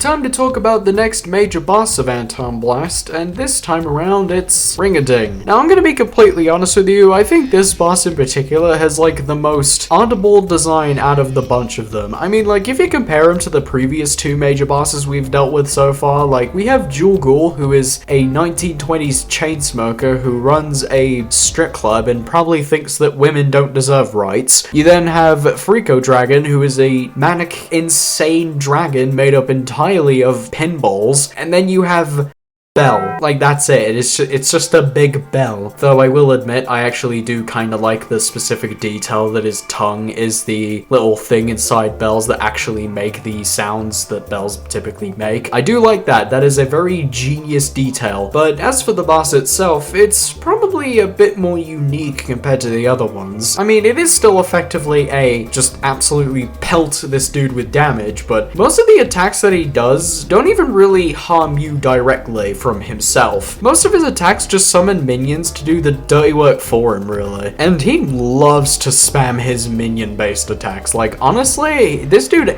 rarely ever does the attacks where he actually tries to hit you himself, which I'm pretty sure there's only like 1 or 2 that he does in his boss fight. And even funnier is that after the minions are done attacking, you can actually hit them and just straight up kill them. And then their bodies will stay on the floor and you can run into them and literally ricochet them off of the wall to bounce back straight into him. I'm not gonna lie, that's honestly kind of morbid for a sentient bell. And phase 1 is honestly over and done with relatively quickly. Like, I think this phase goes down faster than phase 1 of Freako Dragon does. So once the phase is over, Ring-a-Ding will inhale a bunch of those weird looking cloud things that were in Mysterious Glasshouse, and he'll zap us so hard that we quite literally die. So Annie comes back to life, and apparently she is smoking a fat joint. I did not know that the joint died with her. And then it's on to phase 2, which honestly turns it into a bit of a bullet hell. Nowhere near as insanely difficult as Maulbuster. Obviously, since you can take damage normally, they do kind of tone it down a little bit. Mainly with a lot of these, well, minions that he summons, again, that just shoot out different lasers. It's actually been implied that this is the mouth of these sentient bells, so if that's the case, wouldn't this technically mean that it's just straight up projectile vomit or something? And that's honestly pretty much all there is for this section. You basically just have to avoid a bunch of various different projectiles and lasers until you finally reach up to Ring-a-Ding, who's trying to run away, and then you hit him so hard that you crack him in half and you quite literally end this motherfucker's life. And then it's on to the second half of phase 2, where it's basically just the same as the first part, but instead we're now just descending, and it's just a lot more faster paced and much more intense. And yeah, once we make it to the bomb, that's pretty much it for the boss fight. So yeah,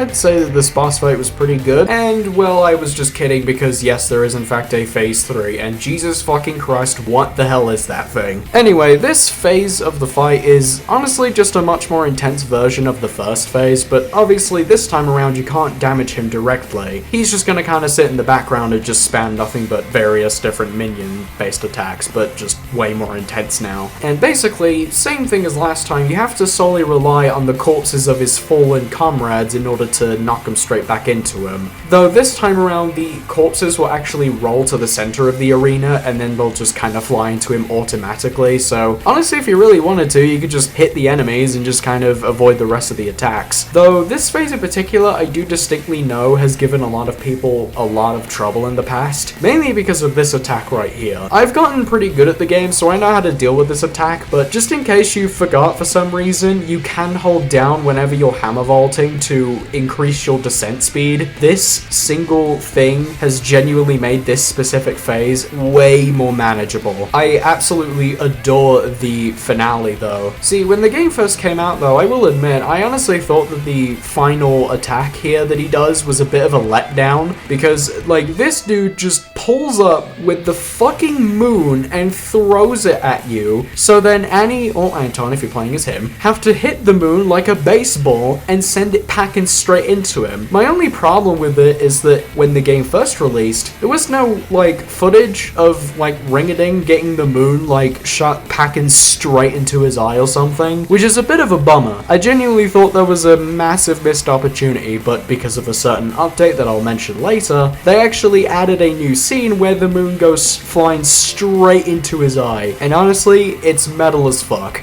Now, before we actually talk about the music, there is one thing I do want to mention about Ring-a-Ding, and it's the whole, sin thing. Obviously, that would imply that Ring-a-Ding is the sin of gluttony, which, I mean, literally just by looking at this guy, how is he supposed to represent the sin of gluttony? Well, it's pretty easy to figure out. See, the achievement kind of gives you a little bit of a hint to kind of push you in the right direction, and ironically enough, I think this is the only achievement that does this. Well, the thing is that the sin of gluttony itself, the way he represents it isn't necessarily just by eating a bunch of shit. It's mainly more so the fact that most of his attacks are just spamming a bunch of his own minions. Like, he's basically doing nothing, overspending resources here. Like, for instance, the specific scene right before you hit phase 2 where he inhales a bunch of those cloud enemies. Well, the reason he's doing it is that he can inhale so many of them that the lightning attack that he does officially kills them. That's why he was, having a bit of a chuckle to himself after that, because he genuinely thought he actually killed you. Which, honestly, I think just knowing that alone unironically makes Ring-a-Ding one of the most unique character designs when it comes to the sin of gluttony. And I think that's honestly kind of incredible. Now let's move on to the music now. Ring-a-Ding in particular actually has 3 tracks to his name, and honestly, I love all 3 of them. The A track is very eerie and very mysterious,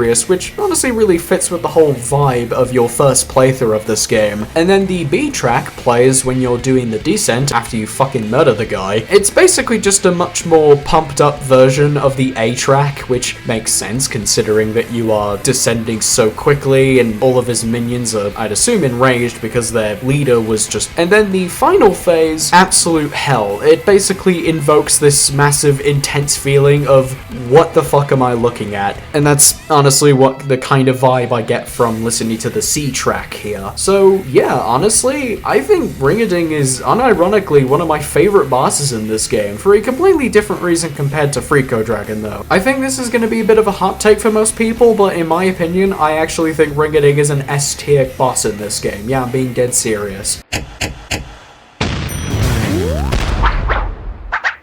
Welcome to Deviled Gardens, ladies and gentlemen. This is it. We're in the endgame now. You can see Satan's mansion in the background, but we're gonna take a quick little pit stop over by his backyard because, I don't know, I just kinda wanna trash the place. This level in particular starts off pretty tough as well. Like, they introduce a new enemy that you have to slide into in order to kill, which, okay, to be fair, they have actually introduced the same enemy type just back in Mad Mall, but most people didn't really pay attention to it because most people mainly refer to this one because he actually hurts you if if you rush into him. And I suppose you can also hit him with a backstab if you want to. And then you have like a really tight platforming section. So then we make way into Satan's Garden. And it's here where we actually find one of my favorite little background details in this level that I guess some people didn't really pick up on. And it's the fact that there's a bunch of hedge trimmings around. Seems to do a little bit of hedge trimming himself. I guess it's some sort of hobby that he has maybe. And you can actually see that some of the hedge trimmings here are literally just the bosses you fought previously. From the Brawlbusters to even the big boys. Oh, and before we move on, I do just want to briefly mention this little one right here. Yes, this is supposed to be Tallbuster and Maulbuster respectively, but more importantly, if you actually just have a look-see, between them is a little heart made up of a bunch of roses. This is basically confirmation that both Tallbuster and Maulbuster are in a relationship. Then Tony Grayson had the gall to go on Twitter one day and say that Maulbuster is now officially pregnant, which now begs the two questions. One, how big was it? And two, how much did he manage to fit in? Anyway, this guy. Say hello, ladies and gentlemen, to Moonitz. And yes, his face is a pre-rendered sprite. Actually, fun little fact here, this little face right here was actually drawn by a guest artist. That, of course, being the artist Crispy Boat. I like their work a lot, it's really cool, you should check them out. Obviously, Moonitz kinda knows your deal. We're here for spirits, and he's willing to give us one, just as long as we help him set up for his party that he's about to throw. And I also quite like that this guy entirely speaks in rhyme. Kinda reminds me a little bit of Gruntilda, actually. The first thing we need to do is go down to the pool,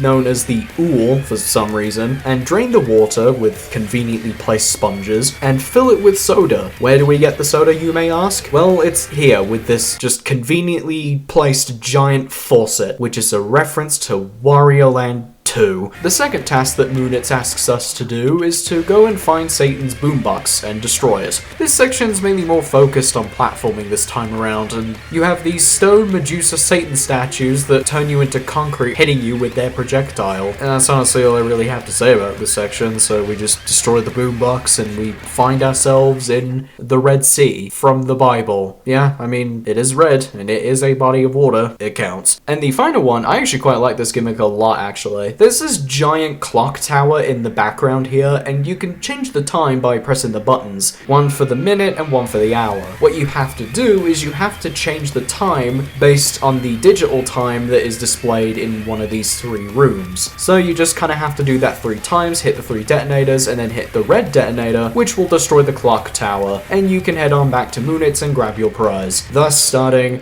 the escape sequence. Now, as for the escape sequence, it starts off with a maze, which may not be for everybody, but if I'm being honest, it really is not that hard. You do some light platforming, and then, well, yeah, there's a mech suit now. This is the last transformation in the game, and honestly, the mech suit reminds me a little bit of the one from Wrath of Cortex, you know, the one with the fruit bazooka. Oh yeah, do you want to know what this thing actually shoots? It shoots out chainsaws. Yes, a mech suit that shoots out chainsaws. That is like metal as fuck.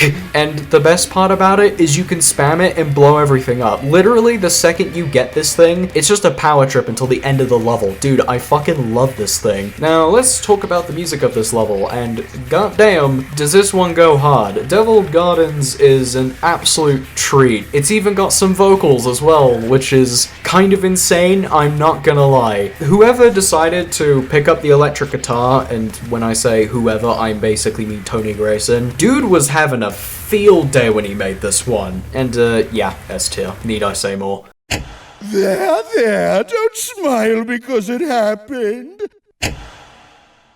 Cry because it's over!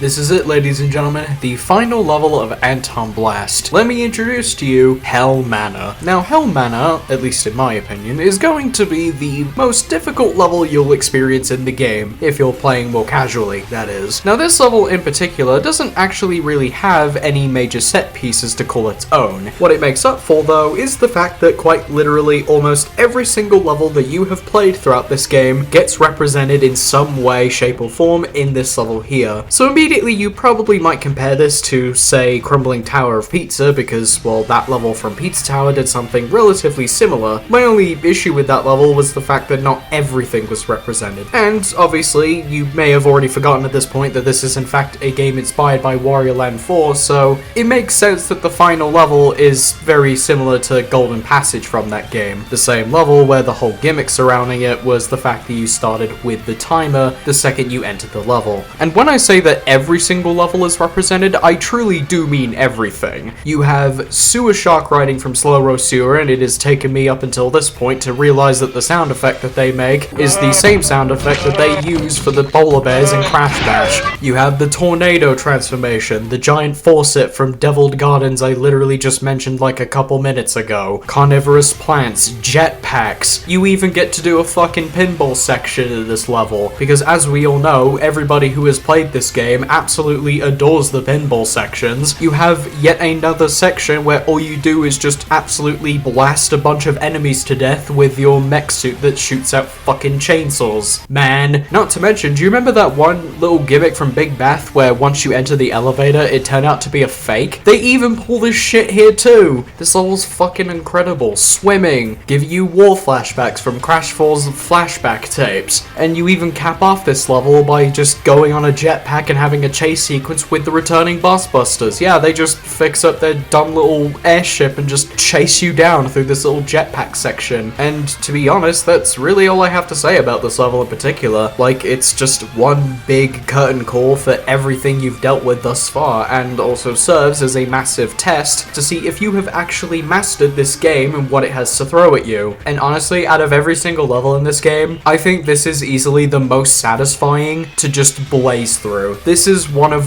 the best levels in this game, and I'm tired of pretending that it isn't. Which, honestly, I don't think I can begin to talk about this level for more than 10 seconds without mentioning the fucking music, because, oh my lord. Now, if I'm being completely honest, in the original release of the game, I did like Hell Manor's track. My only issue with it is that, once again, the looping. The looping in this level, at least compared to Deviled Gardens, is honestly a lot worse. It was one of my favorite tracks in the game, but the fact that it had this weird shitty loop attached to it was just kind of bleh. Like, honestly, if I were to ever listen to this music, like, online unironically, I would probably just have to find some fan-made version of the song that just fixes the loop issue. But then, when the updated soundtrack came out, one of the things that Tony promised to most of us fans was the fact that Hell Manor's theme would be completely remixed, and well, yeah, he didn't disappoint at all. Not only does Hell Manor sound 10 million times better than it did, but they even added a fucking electric guitar solo in the song. You are one of my favorite, and in my opinion, arguably the best level in this entire game.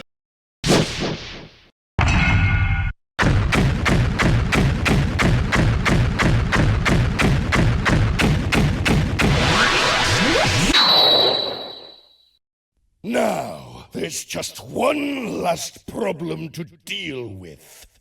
And here he is, ladies and gentlemen, in all of his glory. It's Satan, the final boss of Antonblast. Wow, who would have seen this one coming? Now, before we actually get into the fight itself, I actually want to talk about this dude's design, and honestly, I have been waiting a good amount of time to talk about this dude's design, and mainly because of one thing. That, of course, mainly being the inspiration behind his design. I think pretty much every single person who has played this game since it came out has made the comparison for Satan to be that of the red guy from Cow and Chicken, which, if I'm being honest, I never grew up watching Cow and Chicken, so I really wouldn't know. I ended up watching a couple clips of the character through like some best of compilation on YouTube, and honestly, after watching a lot of Red Guy from Cow and Chicken, yeah, honestly, I definitely see it. I think it just makes perfect sense. The design looks similar, they both have an affinity for cheeks, and they both have a very flamboyant personality to boot. And also considering Antonblast's affinity when it comes to referencing early 2000s and late 90s cartoons, honestly, the Cow and Chicken comparison really just kind of fits on like a glove. Though if I'm being completely honest, that's not actually the comparison that I initially thought of, because I honestly would compare him a lot more to Robotnik from Adventures of Sonic the Hedgehog, actually. I mean, it's honestly kind of surprising that Robotnik from that show also is kind of similar to Satan in a lot of ways. I mean, they both have similar body types and designs, as well as sunken eyes eyes and whatnot. And hell, even the voice direction is a little similar too, with Gianni actually rolling his R's a little bit, similar to how Robotnik does in the show. And honestly, I will say that I think Robotnik was the character that even the developers were comparing him to the most, because, well, some of the official promotional images for this game just involved pictures of this. Anyway, onto the actual boss fight, and honestly, this entire boss fight, or at least the first phase of it anyway, is just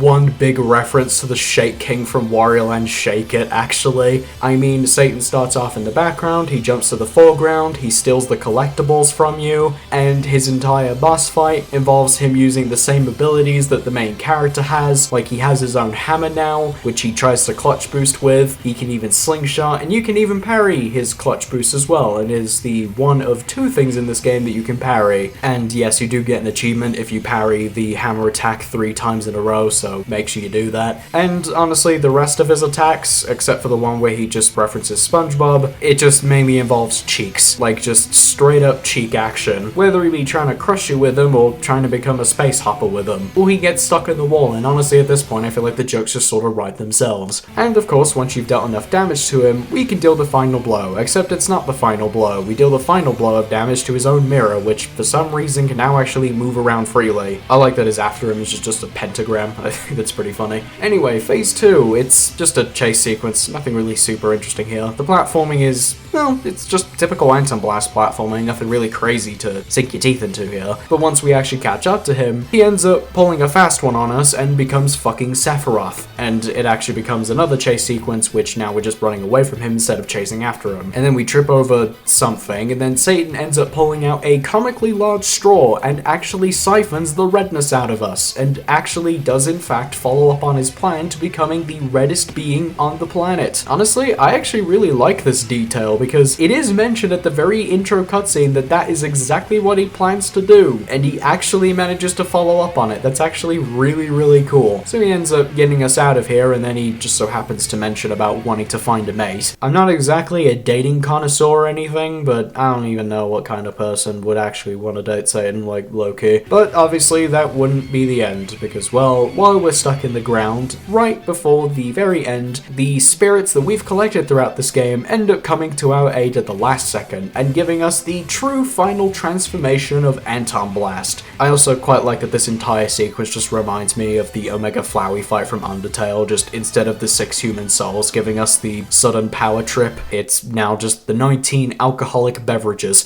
Anyway, Oni Annie, or Anton if you're playing as him. This is the final transformation of the game, and is probably one of the most busted ones in the game, which obviously makes sense considering this is technically their super form. Basically, what this ability does is it just mainly just buffs your clutch boost, so now you are no longer stricken to the ground with your clutch boost. You can now go in all 8 directions if you want to, but honestly most of the time you're really just going to be going up. You can only clutch boost mid-air 3 times before you need to come back down to the ground, in which it will instantly recharge, and then you can just kind of go back up if you want to. And you even get a little rematch against all the 3 big bad bosses you've dealt with so far. Not in order though. Freako Dragon looks honestly really funny without his long body. I like how comically large his head is compared to his one singular pinball.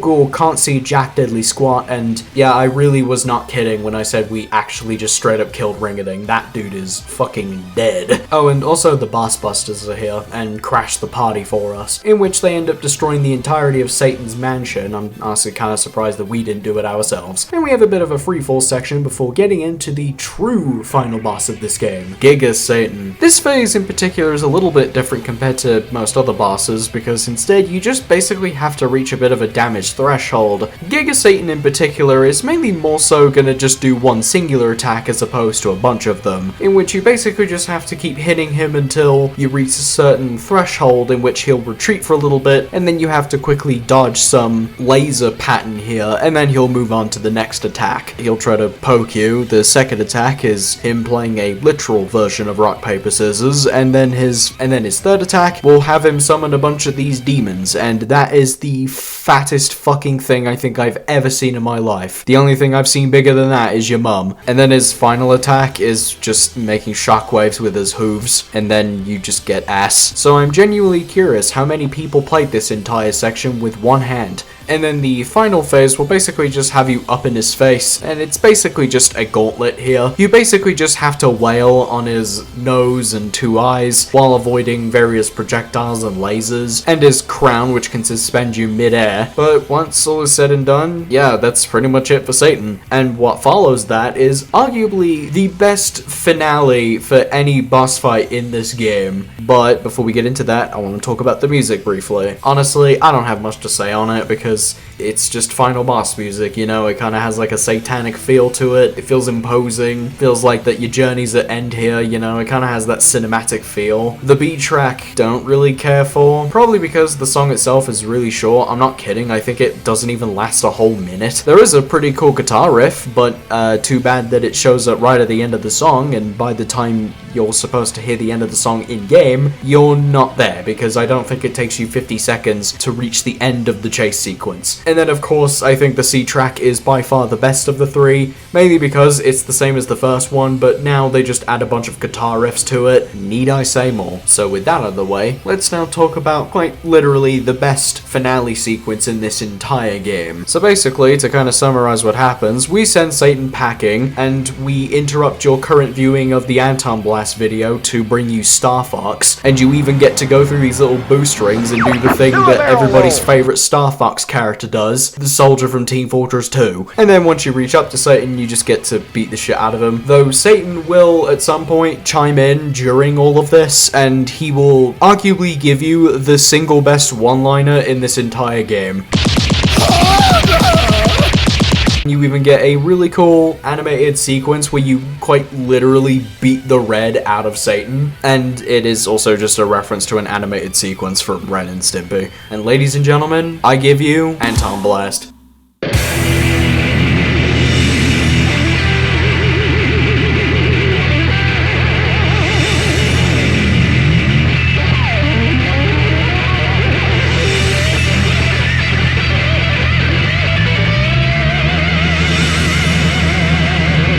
Except we're not actually done just yet. See, there's a whole boatload of post-game content that we have yet to discuss. What we just covered was, well, the surface level, just the basic campaign and everything that it contains. I guess I could also talk a little bit about the outro cutscene, but honestly, you're not really missing out on a whole lot here.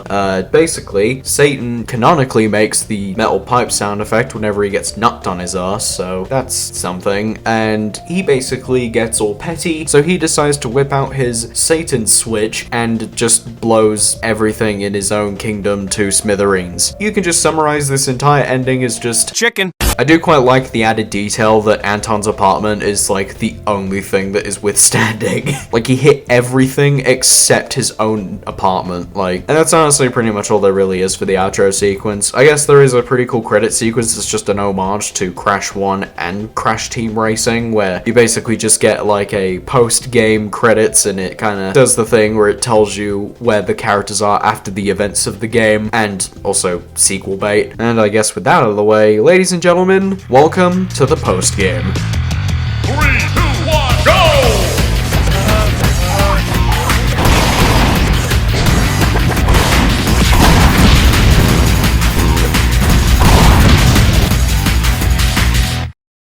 Antonblast has quite the meaty post-game, I'd say. There's quite a lot of content here. Well, I guess the cat's out of the bag now, so I may as well talk about it. Yes, this game has in fact received a few post-launch content updates. The main update I'm referring to, though, is the end update. This update in particular was the final content update scene for Antonblast that added quite a lot of content. Most of it you're gonna be hearing me talk about it throughout the rest of this video here. Actually, as a matter of fact, I have already talked about one of the things that was introduced in this update, being the Anton interactions you have every time you beat the level where he is featured in. So now let's talk about another thing from that update, the Lime Trials. Now, the Lime Trials were added in this update and can be simply unlocked by beating the bosses of each main area. All of these can basically just be summarized as brief little platforming challenges, where the objective is to collect collect a certain number of limes. Why limes? I don't know. And the level design itself is really fun, actually. It manages to maintain that skill expression that Antonblast is so good at doing. And when you actually collect all of the limes, you can even get some bonus chips from it as well. And yes, in case you couldn't tell, these are also inspired by yet another game mode from the Crash Bandicoot series, that of course being the Crystal Collection challenges found in CTR, where the objective is effectively the same. Now, before we actually do move on from the line trials though, there is one last thing I want to talk about this, and it's this little fella right here. This is Bebo. Bebo was a playable character, playable in the original Anton Ball Deluxe. He was described as being a friendly Brawlbuster, but honestly his sprite work said otherwise. He was effectively just a Brawlbuster who just wanted to be friendly, and that was it. However, in Antonblast, he's been given his own unique original design. While this update in particular may seem like the one where it actually properly introduced him, or well, reintroduced him into the Antonblast franchise, not really, because he was actually in the game even before the update. It was just that he was reserved as a cameo character found within a secret room in Brulo's, which I'm willing to bet that most people did not even find. But yeah, basically throughout all of the Lime Trial areas, you can basically just find him chilling out in various places, and trust me when I say this, you want to find him. I'll talk about why you want to find him just a little bit later though,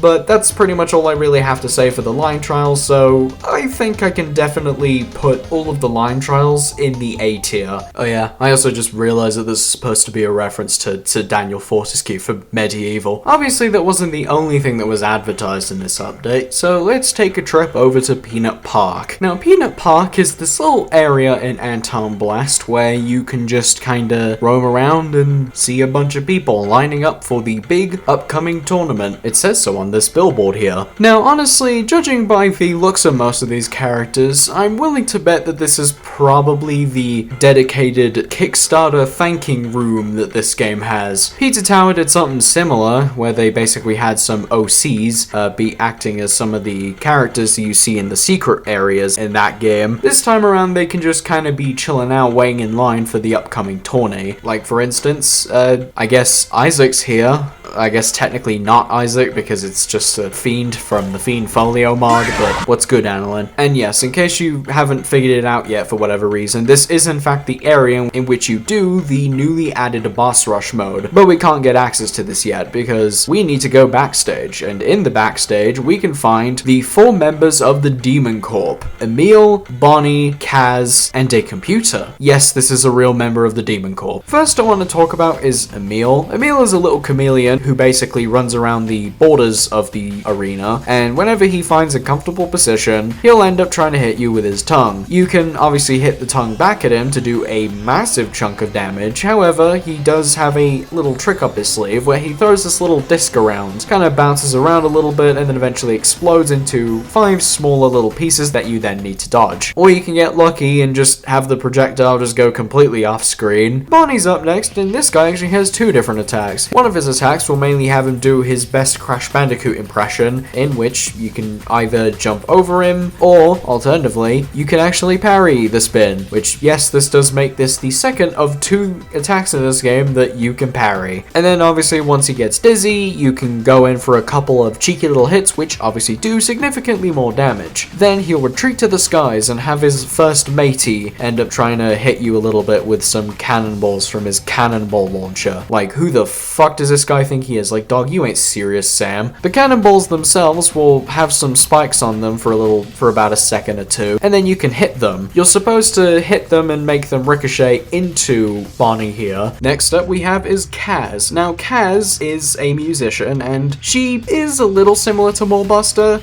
mainly just because, you know, the whole bullet hell thing. So you'll have to kind of like dodge a bunch of musical notes by either hammer vaulting, sliding, jumping, she'll throw them out pretty frantically as well. The way you can deal massive damage to her is by dropping a speaker on her head, though the weight itself moves pretty slowly and Kaz moves around pretty frantically, so you kind of have to time it a little bit so that you can hit her while she's moving around. You also have a couple of added pressure units and stuff like that to keep you on your toes, so remember to keep screaming, so just remember to always use the scream button whenever necessary, and you'll be fine. A computer. Still can't believe that this is actually a member of the Demon Corp, but once we do hit it, we actually go to the Windows XP background, I guess, and the computer has its own fair share of attacks. It can summon a magic slime, this weird warthog thing, and a dragon. Honestly, this fight in particular actually reminds me a lot of the computer virus boss fight from Kirby Superstar a little bit. Then, once you have defeated all 4 of the mini bosses, you get access to the big boss. That, of course, being the Demon Corp itself, which the Demon Corp is the lot of them, not just like the one of them. And yes, basically this entire boss fight is just a tag team. It'll have one character mainly being the primary attacker, whereas the other one is really there for support.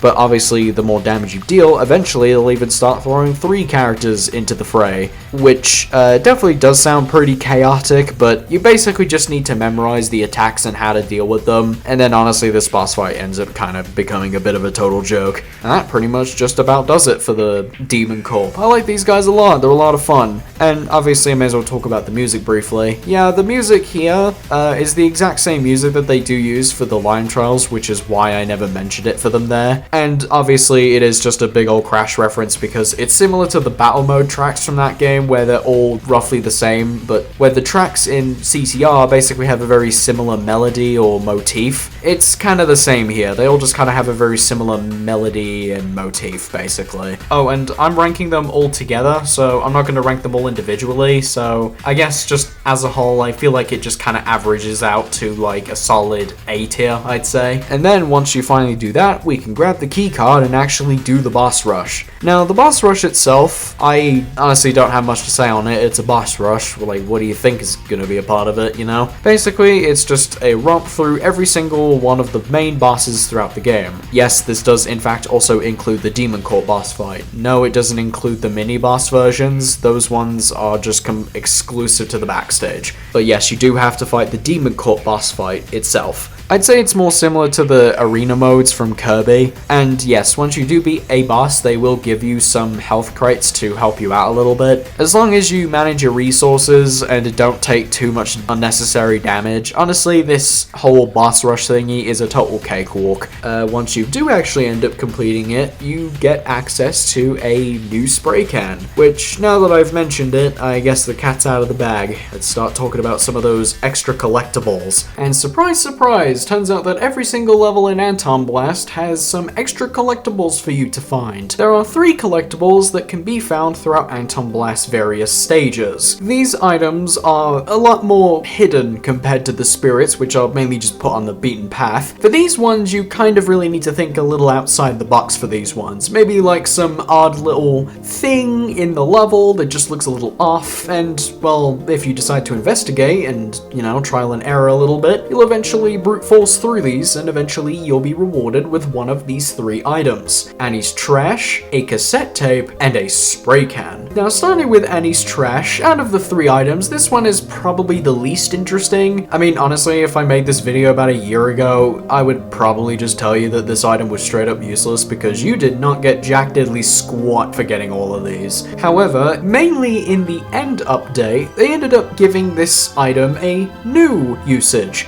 That, of course, mainly to be a part of the Exterminator's Handbook. The Exterminator's Handbook is basically a little encyclopedia of every single enemy in the game. However, it's not just every enemy, this also includes all of the spirits you've collected and all of Annie's trash, which, yes, this is somewhat similar to that of the Piclopedia that is found within Pikmin 2. Arguably one of the best additions to that game, if I'm being completely honest. Actually, you know what? No, I'm telling a big fat fucking lie. The The best thing that was introduced in that game was easily the purple Pikmin. Now, something I really do like about the Piclopedia was the fact that every single entry in that Piclopedia had a description from Olimar and Louis. Olimar would actually give you a scientific-esque description of the creature that you just dealt with, or you could be Louis, who just wants to talk about how he wants to cook and eat the fucker. And Antonblast, obviously, is relatively similar, where you have a description for every single enemy, spirit, and whatever Annie's trash you collect throughout the game. And it is also the reason why I didn't bother talking about the various spirit designs in this game, because I don't really know what you expect from me to tell you that apparently one of these two clowns is drinking from a toilet plunger, and honestly, the more I think about it, the more it just makes me want to be sick in my mouth. Though shout out to Ring-a-Ding's spirit though, that is just a straight up medieval reference. Though I will say for the description specifically, I think it is just a slight bit of a bummer that both Annie and Anton can't do the same thing.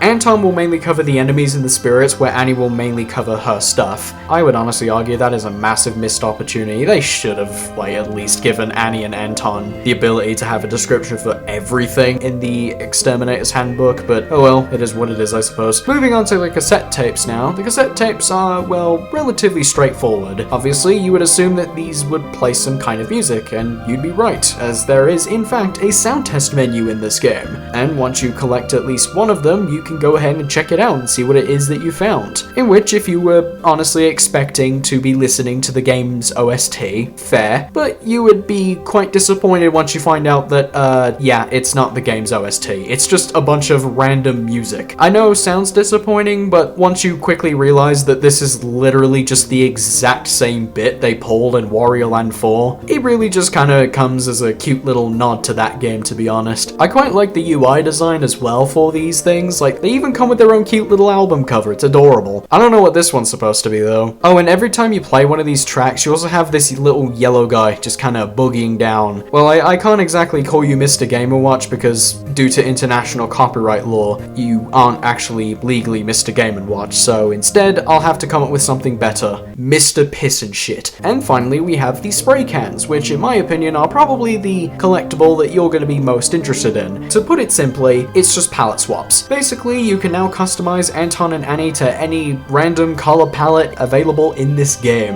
A good chunk of these are purely cosmetic and don't really affect gameplay in any way. Then we kind of get to a bit of a weird spot, because as it turns out, except for Annie's trash, there's actually more than 12 cassette players and spray cans available in the game. Annie's trash only has 12. Once you collect the 12, you're done, you get the achievement, go home. Once you finish collecting the cassette tapes and the spray cans, you'll quickly realize that you're not done. There's a lot more than meets the eye. As it turns out, there's a lot more than 12 for both of these. For the cassette players, you need to collect about 21, meaning that once you're completely done with the entire campaign and you collected all of the cassette players from all of the levels, you'll have roughly about half of them. The rest of them you have to buy from Brulo. And as for the spray cans, there is, in fact, a whopping 110 spray cans available to purchase in this game. Yes, that's right, 110. Oh, and if you're wondering how much we've collected so far, assuming you've only collected the ones from the main levels and not from other various methods, you'll probably have about like 12, meaning you've only collected about 9% of the total amount in the game. So where'd you get them? Well, as I mentioned earlier, you can collect them from Brulo's, which the cassette tapes will set you back about 200k chips, and there are 3 spray cans that you can purchase, 2 of which will be a little bit more expensive, being 170k, and then the other one is a completely randomized one, which is actually about 100,000, which obviously means we're gonna kinda have to do a little bit of grinding. And I'll admit, I think this is definitely one thing I think this game could have done better, is I really wish you didn't have to grind so much in this game. Now, just know, I had to 100% complete this game back when the game first came out, and with a handful of updates that have come out for this game, they've made this process much more manageable, and I'm definitely very happy for that. Though, even still, you will still have to grind a little bit for these, meaning that you're gonna need some quick little way of grinding out chips. Me personally, most of my time grinding out these things was mainly spent in Mad Maw. Simply put it, it's a really easy level for me. I can blaze through the level really quickly, and this level in particular does give you a really good amount of chips, even if you're not really going for any of the secret items in the game. Like, usually, if I just play through the level a bit more casually, I'm not going for everything, I can usually beat the level with about from 450,000 up to 500,000 chips per run, meaning I can at least buy a good chunk of the collectibles that Brulo is selling. And obviously the way Brulo's shop works is that he'll reset the items every time you beat a level, meaning that, you know, I can just buy the new ones and then the old ones that I may have missed out on will just eventually rotate back in. And that is like the main way of collecting these. But since then, there have been some updates and there's now even more ways to collect them.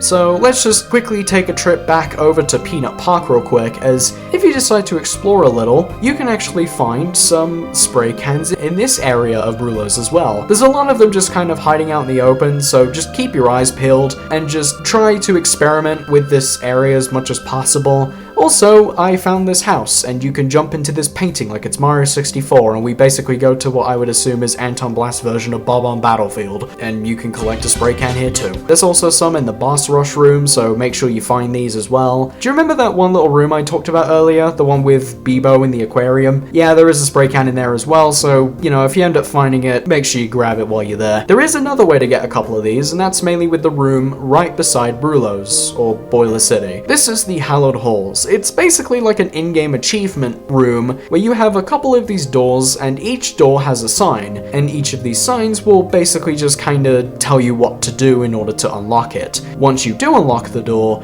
you'll be given access to a spray can. Now obviously the tasks that you are required to do are honestly really simple, like it's just beating a boss, or doing the line trials, finding all of Bebo. See, I told you that you needed to find all of Bebo.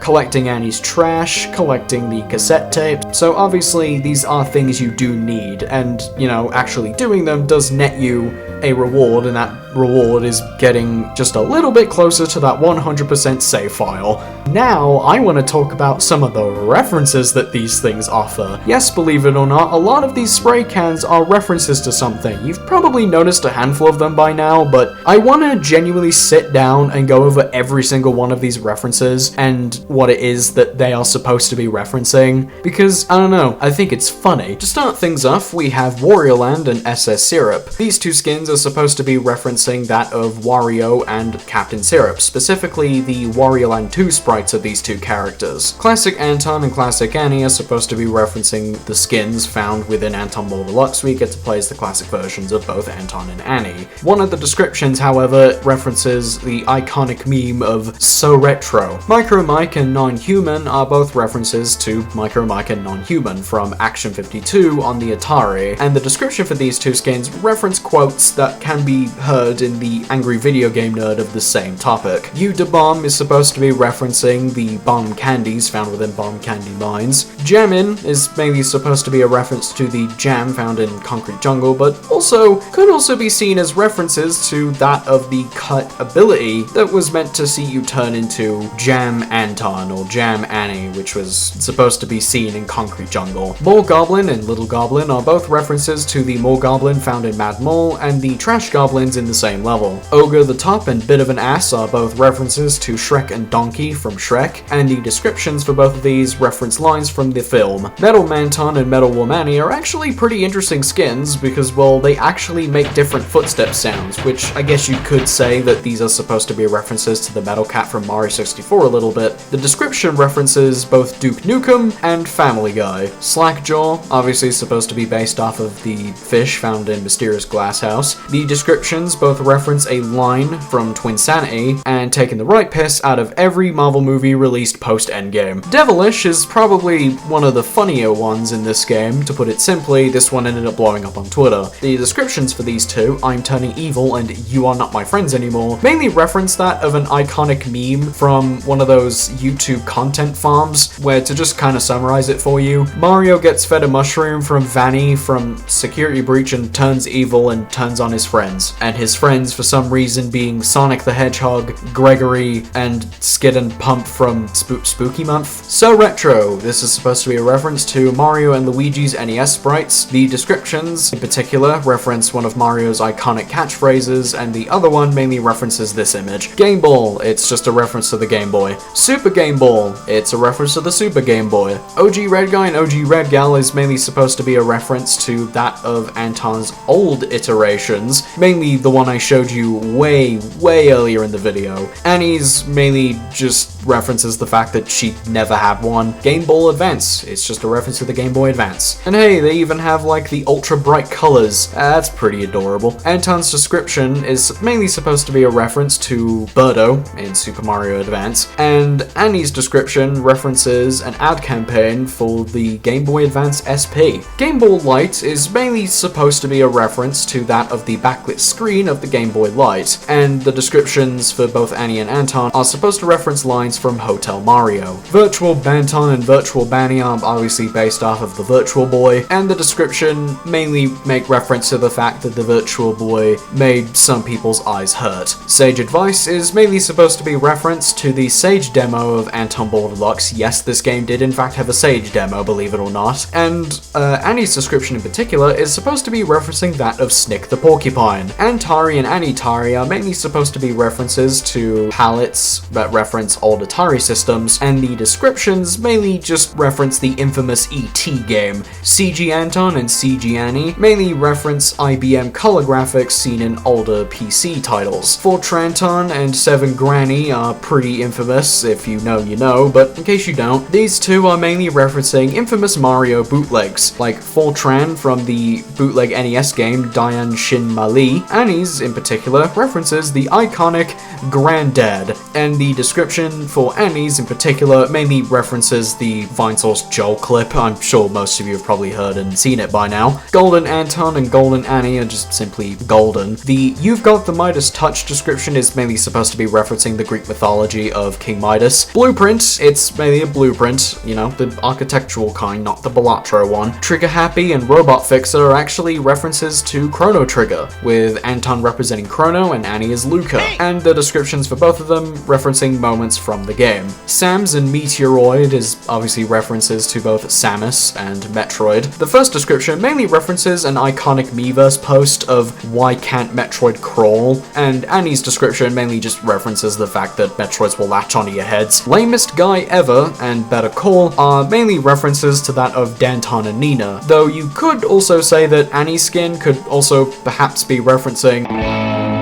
Brawlbuster. It's supposed to be a reference to the Brawlbusters. Who? I don't know, man, you tell me. Choose. This one's supposed to be a reference to the Choose Your Character screen seen at the beginning of the game. Beware. This is mainly supposed to be a reference to that of Ghoul and his little lackeys, which are known as cartoons. What a freak. It's mainly a reference to Freako Dragon, and I guess you could also say that Anton's description in particular references that of Yakuza Like a Dragon. Hey, Talking Bell is supposed to be a reference to Ring-a-Ding and his lackeys, and the description for Anton mainly references that of the Jingle Bells parodies. And fun fact, Annie's in particular mainly references a parody dub of a Mario 64 Taco Bell commercial. Frosted. This one is mainly supposed to be a reference to the spit totems, which spit out frosting in Cinnamon Springs. Jawblaster and Scammer Destroyer. These two skins in particular are both references to Eddie and Marie Kanker from Ed, Edd n Eddy, and the two descriptions just reference things from the show, if you know, you know. Dad Suit and Iron Fist are pretty obvious references. Anton's in particular referencing Crash Bandicoot, and his description also references Crash. Annie, however, actually you would think probably references Coco, but believe it or not, no, she completely references Nina Cortex instead, and Annie's description in particular references a quote in Crash Twinsanity. Blaster-Lantern, it's just a jack-o'-lantern. Dead Red and Ghost Enjoyer. Okay, I'll admit, I don't actually know if this one even is a reference, but based on my research, apparently they are supposed to be a reference,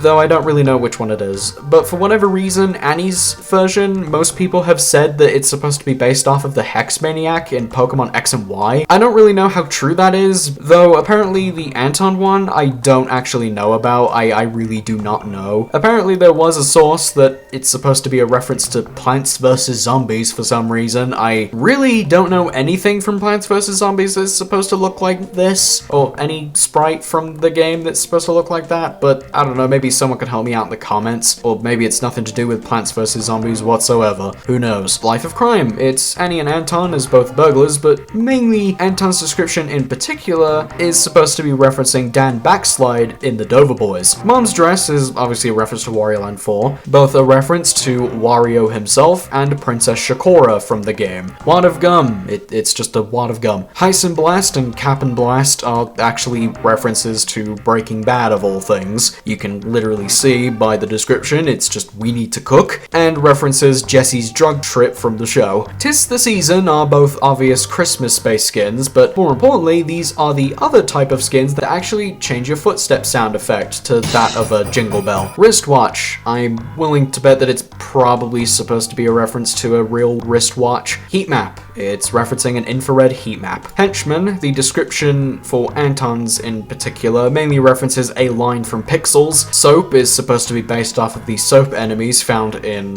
Big Bath. Penny Pincher and Starfish are both references to Mr. Krabs and Patrick Star. The quotes are obviously based off of the SpongeBob movie, and Annie's description is mainly just referencing this fake quote that kind of became a bit of a meme. Bound Upon Earth is obviously references to Earthbound. The descriptions reference a photographer from the game that says Fuzzy Pickles, and the other description mainly references Mother 3 and how it was never localized outside of Japan. Well, don't fucking matter no more, cause you kids got Deltarune now. Wild and Enter the Blasto are actual references to some more obscure platformer mascot characters, mainly being Wild Woody and Gex. Blue Guy and Blue Gal are just Annie and Anton but blue, but the descriptions both reference that of a line set in Breaking Bad, and Annie mainly references the Smurfs. Country Monkey, this is obviously a reference to Donkey Kong Country, and both of the quotes reference a line set in DK64, and also references Funky Kong, arguably the best Donkey Kong character ever created.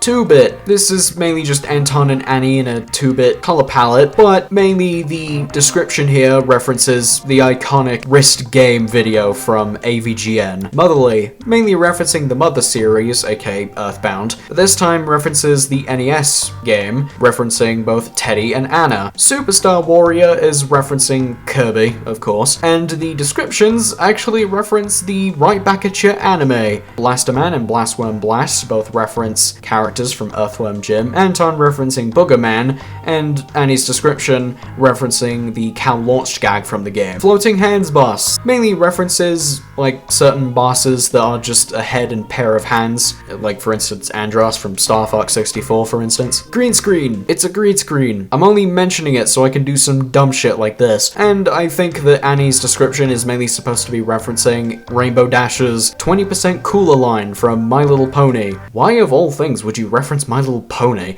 Orangey, it's mainly supposed to be referencing how green and orange are complementary colors. Annie's description is just a variation of the phrase go suck a lemon. Gumdrop, Annie's description is mainly supposed to be a reference to the wobble dropped on your headroom in Cinnamon Springs. Cruisin' for a Bruisin' mainly just kind of references how black and blue have connotations to bruises. Minty Fresh, it's just toothpaste. Gummy Worm, I'm willing to bet that this one is just supposed to be based off of an inside joke from the dev team. To put it simply, there's like a TV screen with a gummy worm on it, so I'm willing to bet that's what this is based off of. Royal mainly references the notion that purple is often a color associated with royalty. Neonton and Neoni are both just, aesthetic palette references to CMYK color schemes of computer printers. Platinum Anton and Platinum Annie are just, Anton and Annie but platinum. Annie's description mainly references stuff like trading card booster packs and gacha games. Anton's daughter and Fastest Thing Alive are both references to that of Amy Rose and Sonic the Hedgehog. By the way, Anton's daughter thing is mainly supposed to be a reference to a joke that Anton is actually Amy's dad. Ultimate Lifeform and The Bat are once again Sonic references, this time around being Shadow the Hedgehog and Rouge the Bat. Anton's description mainly referencing the line seen in Shadow the Hedgehog, and Rouge's line being a reference to one of her lines in Sonic Adventure 2. The Red Reaper and Mandy are supposed to be references to that of the Grim Adventures of Billy and Mandy, Anton referencing Grim, and Annie referencing Mandy, and her description mainly referencing how she should not be smiling because Mandy doesn't do it in the cartoon. Contract Collector, this one is obviously supposed to be referencing that of Cuphead, that the main antagonist of Cuphead is the devil, and also a reference to one of the main mechanics of Cuphead being the ability to parry the pink things. Atomic Purple and Atomic Purple are both references to the see-through Atomic Purple Game Boy Color. Divorce obviously just references Brulo. Blast World is supposed to be references to Abe and the Slig enemies in Oddworld, and the descriptions are both things from that game franchise respectively. I also like that they even make Annie's description actually sound like a Slig from Oddworld. I think that's adorable. Raider, maybe supposed to be a reference to Raiders of the Lost Ark. Siphoned is supposed to be a reference to the sprite that happens whenever Satan actually siphons the redness out of Anton or Annie. Hippotastic mainly references the Pippos in the game. Gothic, well, I mean, Annie's description is supposed to be like, you know what they say about goth girls, but I don't know what they say about goth girls. Do you want to tell me what they say about goth girls, Tony? Starry Night is supposed to be a reference to a painting by Vincent van Gogh. I'm not even going to bother trying to pronounce that, but it's mainly supposed to be referencing creepypastas and graphical color glitches. Nothing. It's nothing. Crystal Sorcerer and Frigid Doll are supposed to be references to Dark Souls. Anton is Seath the Scaleless, and Annie is Rani. Lilac Lizard and Dark Dragoness are obviously both references to Spyro the Dragon, and Cinder, a character from the Legend of Spyro trilogy. You know what, in all my years of existence, I genuinely thought no one would ever bring up that series ever again. Sharky, this is actually supposed to be a reference to an enemy found in Jak and Daxter, the giant lurker shark, and Annie is a normal lurker shark. Bloop. This is actually supposed to be a reference to Bit-Bop, a Breakout clone from 1993.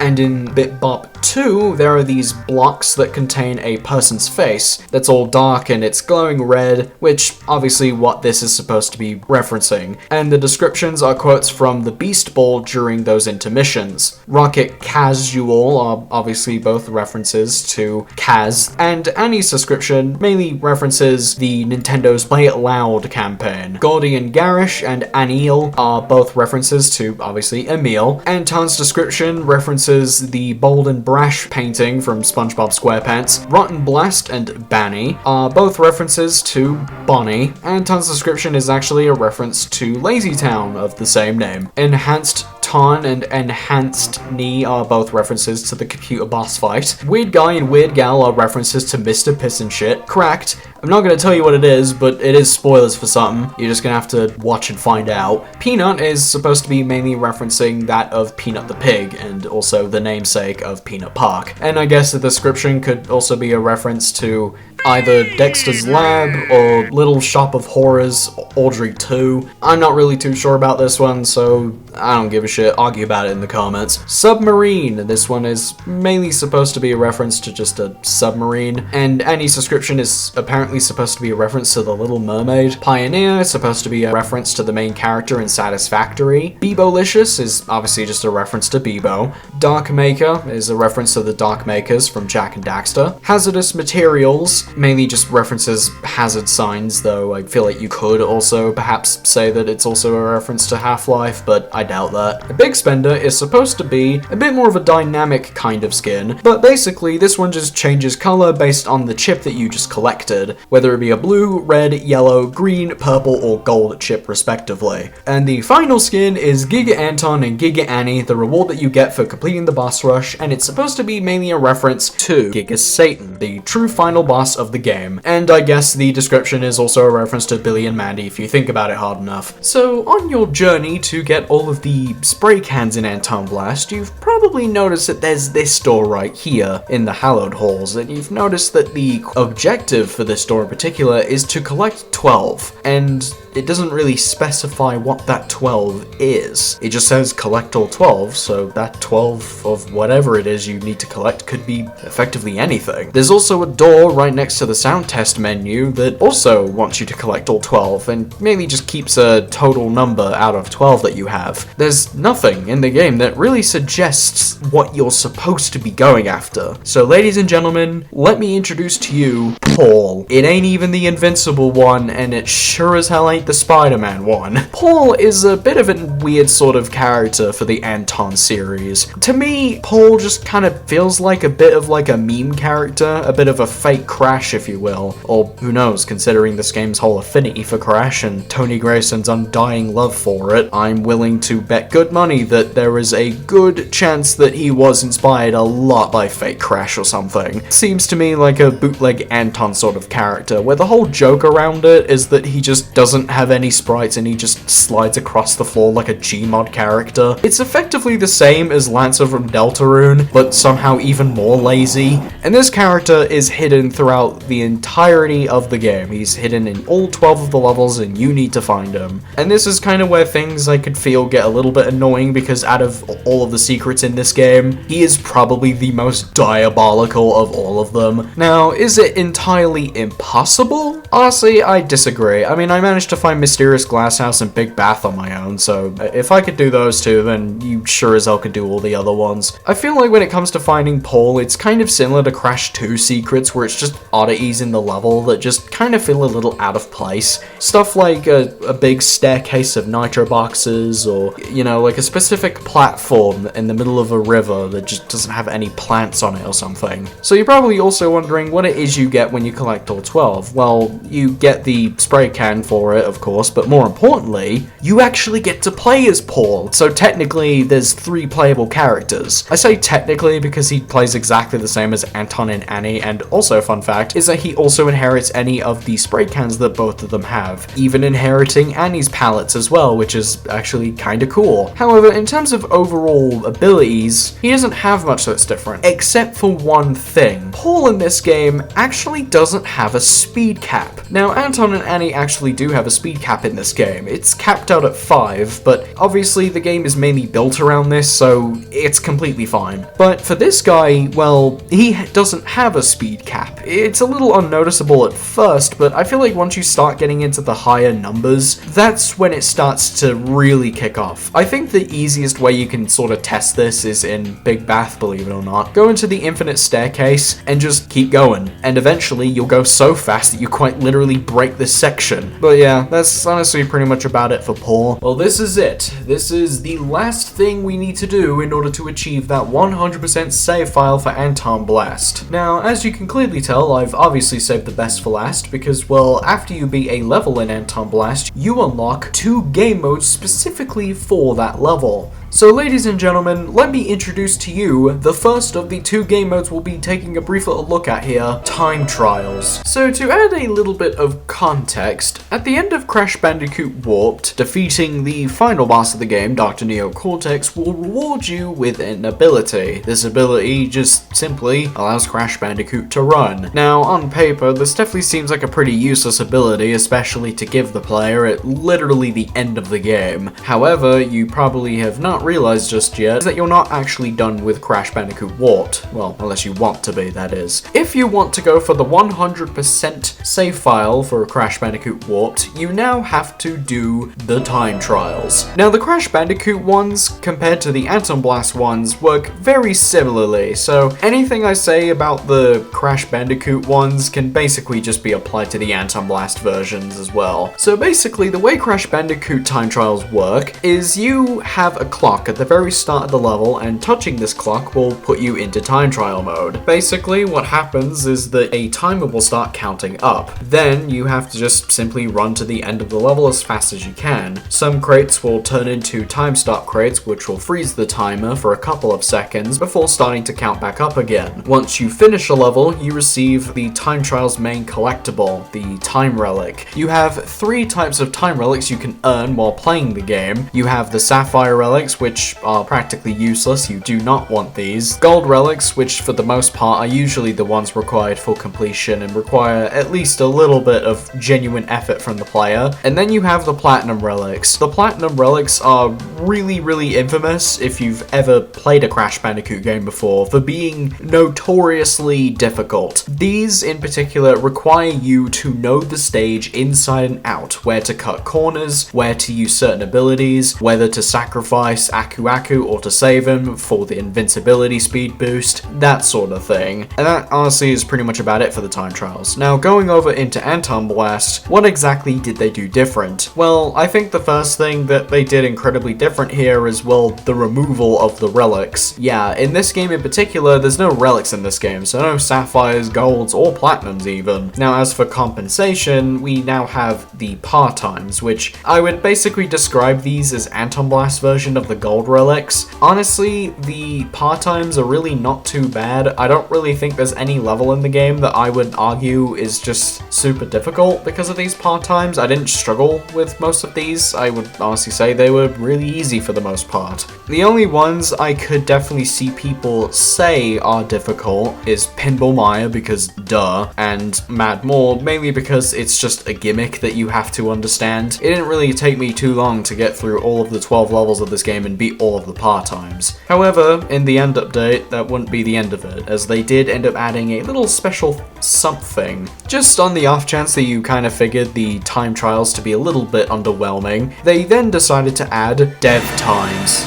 They decided to add developer times, which if I'm being honest, I would argue that's somehow even worse than platinum relics because, listen, if you know, you know. Now I will admit, I haven't actually bothered doing most of these since they came out, and the only one I have done so far was Boiler City, mainly because I just wanted to at least give it a try and see what they were saying. And now I will admit, I haven't been able to actually beat the dev time just yet, but honestly, after a good hour of just practicing and improving my technique, I'm getting real close to actually beating that dev time now. I think it definitely really scratches that sort of like platinum relic itch I have when it comes to, you know, wanting to perfect the stage, because I feel like not having a platinum relic equivalent in this game really hurt it and really just outright discouraged most players from wanting to actually improve and get like really good at Anton's free flow movement. So I definitely think that this was a good change. Though that doesn't necessarily mean that this mode in particular is perfect, because there is one thing that does really hold it back in my opinion, but I think the best way I can explain it is by talking about the other game mode being Combo Chain. Now if you ended up playing a lot of earlier Antonblast demos back in the day, you may remember that Anton used to have a combo meter. This feature was removed but later then repurposed in the final game for Combo Chain, which is actually kind of cool. I quite like that they actually found a use for it, even if it technically exists as cut content. Now the way Combo Chain works is pretty simple. You have a combo meter and you just need to keep it going throughout the whole stage, as letting the combo drain all the way to the end will obviously reset the combo, but not only that, you'll also lose a hit point. And in this mode specifically, there aren't actually any health crates, meaning that any health you lose is permanent, so the stakes for this one are pretty high. Pretty much you just run through the levels as usual, but now with a combo meter that is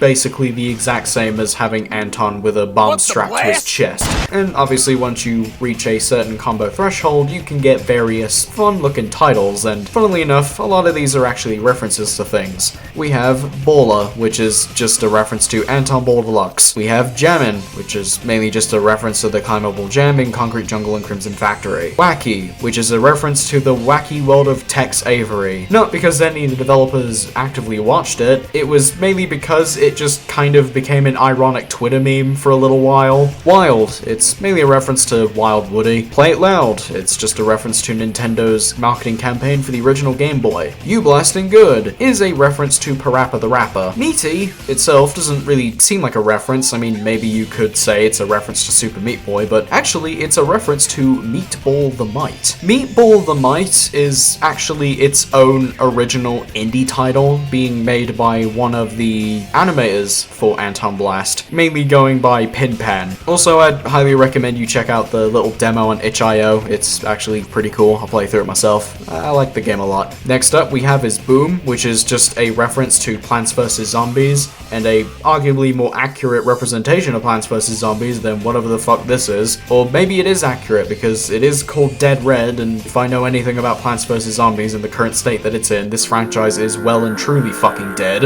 And then arguably my favorite title in the entire game, Bloomin', which is just a reference to Pikmin. So to whichever developer had the crazy idea of referencing Pikmin in Antonblast, I salute to you. Unless your least favorite game is apparently Pikmin 2, then if that's the case, expect a pipe bomb in your mailbox next Tuesday. And that's honestly pretty much about it for the combo chain. Again, not really super difficult or anything, but hey, you know what, the references are cute, and honestly I really like all the titles. They all have like this very pizzazz to them. It's kinda cool. Except for one thing. There's one thing I've been deliberately leaving out, and it's probably the moment that, well, to anybody who's actually played this game before and 100% it, know where this is going. So, ladies and gentlemen, let me introduce to you the Cracked Rank.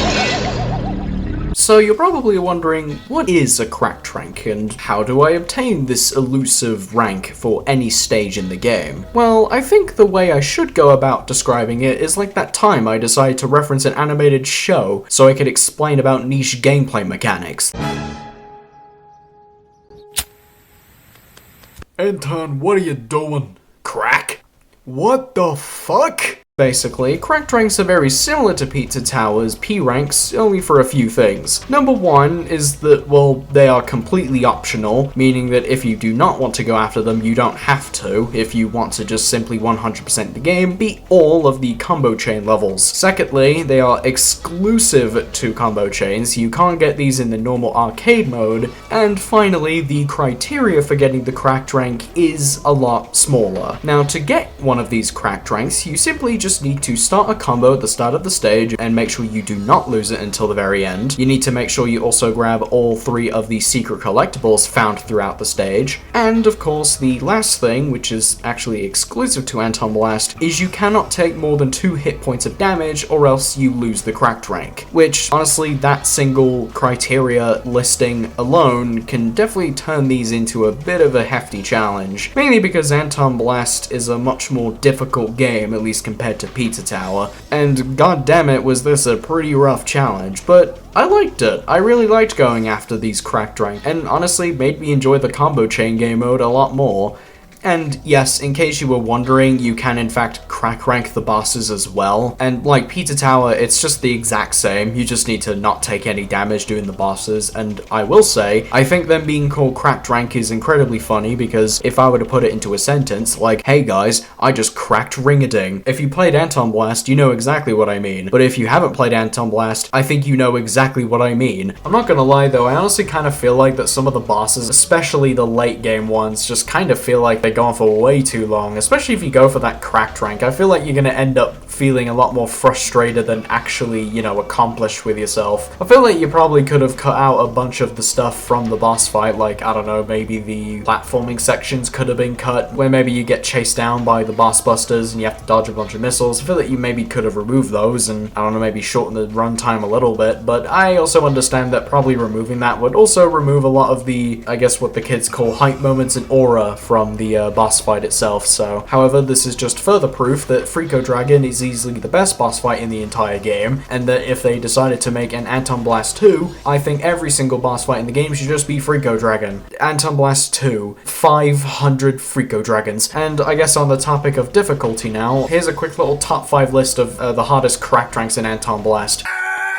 Yeah, Concrete Jungle made it on the list, and you're probably wondering why. Well, it's mainly because of the little grind rail section, and honestly, a good portion of the rest of the level that can be pretty tricky to keep a combo going. Basically, to get past the grind rail section, just make sure that you obviously grab as many of the chains as possible, but also leave some behind so when you do come back for the return trip, because yes, you will have to do the section again once you grab the secret item, just make sure you leave some of them behind so that you don't lose your combo going down this grind rail again. And I guess I don't really have much else to say about the rest of the level because it can be pretty tricky, and also probably grabbing the final collectible, the spray can be like pretty gut-wrenching as well, mainly because you're so close to the end of the stage, and this section in particular has a lot of these cannons that can kind of kill your combo, and yeah, it's just an instant reset, and that kind of sucks.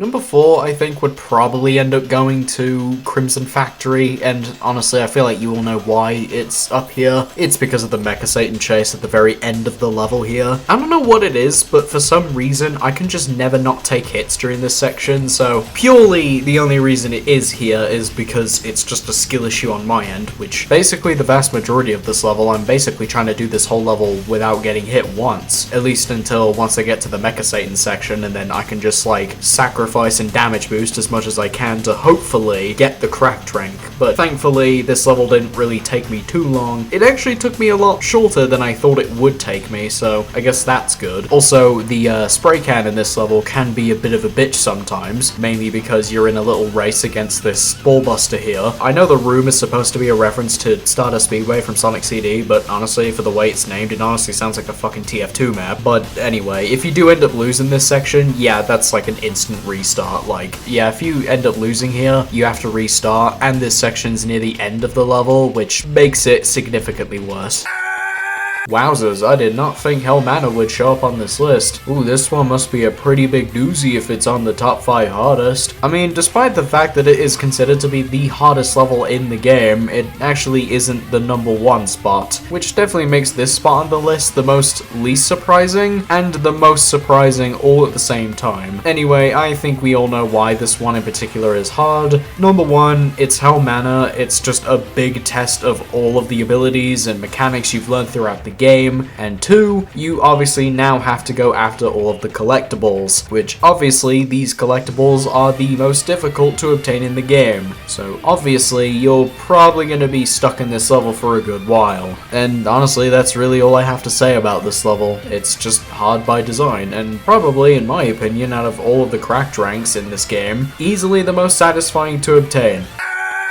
So for the number 2 spot, I decided to go with Mysterious Glasshouse, and I think it's for a very good reason, as this level and the final level we'll be talking about, I think both really seem to highlight some major issues I have with the combo chain, I guess, itself. Now, the first thing I wanted to talk about is mainly the fact that these levels are really long. I don't really mind the long levels for the most part in the main campaign, because, well, they're balanced out pretty well because of the existence of the checkpoints. Like, there's a reason they're there. The developers are very aware that the levels are long, so they balance that out. However, when it comes to the combo chain and also the time trials, they remove those checkpoints, obviously to add some level of artificial difficulty, which is fair, I understand that. However, in the time trials, you can at least excuse it a little bit because they give you a shit ton of health crates all over the place. However, in combo chain, they don't. They don't give you any health crates, no compensation. And honestly, I think for this, rule set, I think it's fine. Some levels are completely fine. Boiler City, Slowroast Sewer are pretty decent examples of that because the levels are much more focused on raw speed, which is fine. I like that. A lot of the issue I start to have, though, is once we start getting into levels such as Mysterious Glasshouse, for instance, which has a much greater emphasis on platforming, and if there's one thing I know about this game mode in particular, is having to do platforming in these sections is genuinely so fucking tense. Mysterious Glasshouse's platforming sections are honestly pretty easy. Most of them don't really do anything special aside from maybe the carnivorous plant ones, but honestly even then you barely spend that much time with them. Most of the time you're mainly going to be spent doing beanstalk platforming, and those ones don't even move. However, one major issue I have with this stage is this little fucker right here, Slackjaw. Yeah, that guy. The same exact fish that for whatever reason got buffed in the end update and now attacks attacks slightly faster, and is slightly more annoying. So basically, if you're going for a cracked rank and you manage to get to this section, well, good luck, because this dude basically is the Grim Reaper of any cracked rank for this level in particular. I'm mainly more or less referring to sections like the little water elevator part, and I guess also the escape sequence as well. These two sections in particular really do put Slackjaw at his most annoying in my opinion, because in these sections in particular, it's an auto-scroller, and also you have to avoid Slackjaw the entire time, which is a lot more difficult because of the buff that he got in the update.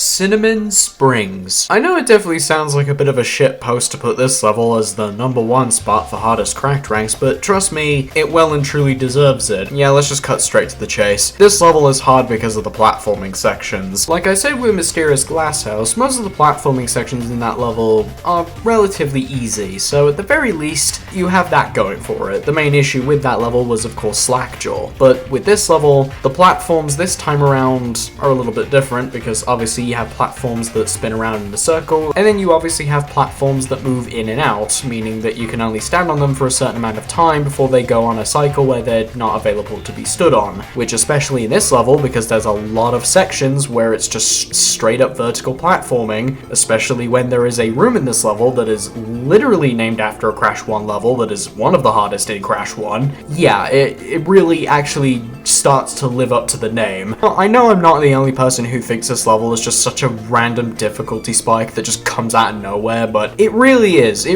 just a sudden difficulty spike, which I think this level in particular has made a lot of people really hate the existence of Combo Chain, but I just want to stress this. I don't think Combo Chain is bad. Some of the levels in this game just weren't really built for this game mode in mind, and it kind of sucks. There's a lot of really good levels here, and I really did enjoy going for the cracked ranks. It's a genuinely fun challenge, but those levels in particular just really stick out like a sore thumb. It's like playing Sonic 2 and you get to Metropolis Zone, you play through it, you go like, dude, why did they think this was a good idea? Like, you already had like a really good game on your hands, and then you just had to fuck it up, didn't you?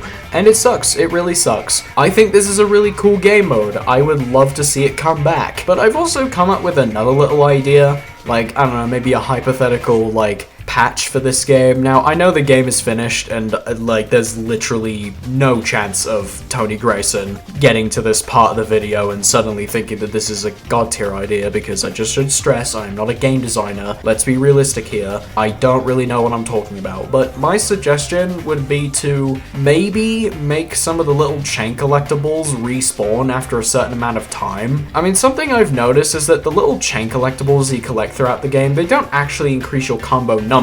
That's only if you kill enemies, break boxes, and stuff like that. I think, honestly, if you decided to make the little chain collectibles respawn after a certain amount of time, honestly, I don't really think too many levels in this game would really be considered way easier, because obviously you can't really farm combo off of the chains, you can't cheese ball it, and obviously one chain only barely fills up your combo meter. You obviously have to collect a bunch of them, and I think this would definitely make a lot of those levels with those vertical platforming sections a lot more manageable for some people. And with that, you've done it. A 100% save file for Antonblast. Congratulations. Now you can open up your curtains and actually do something more productive with your life. Well, I guess with that bombshell out of the way, how about we talk about some of those Steam achievements, or well, more or less lack thereof, to be honest. This time around, I honestly found the Steam achievement grind to be one of the easiest, if not the easiest game to get all the Steam achievements for, which is really funny to me for some reason because of Cinnamon Springs cracked rank. Honestly, most of the achievements that you have to get are just progression achievements, like just doing the combo chains, time trials, bosses, you name it. The only achievements that are not obtained at this point are probably just achievements that you wouldn't really expect to do in a normal game, like beat a level while carrying a balloon and just not taking damage because you lose the balloon when you take damage, or like Dynamite Duo, which I will admit is a little misleading because it kind of implies that it wants you to play the game again as the other character you didn't play as, which obviously for most people this was in fact Annie, which I did fall for this. I did play the game a second time as Annie, and unfortunately I was kind of thoroughly disappointed with, you know, Annie's actual story. Yeah, all those differences I kind of went over in the main campaign. Yeah, that is Annie's story. That's all she gets. I'm not gonna lie, it's a massive letdown considering how much they were kind of pushing her in the marketing. I mean, even the developers ended up going on Twitter like a couple days after the game's release to talk about how they were promising that they were going to give us more Annie content, and they just did not do that whatsoever for some reason. I don't know, unless they're planning to give Annie's the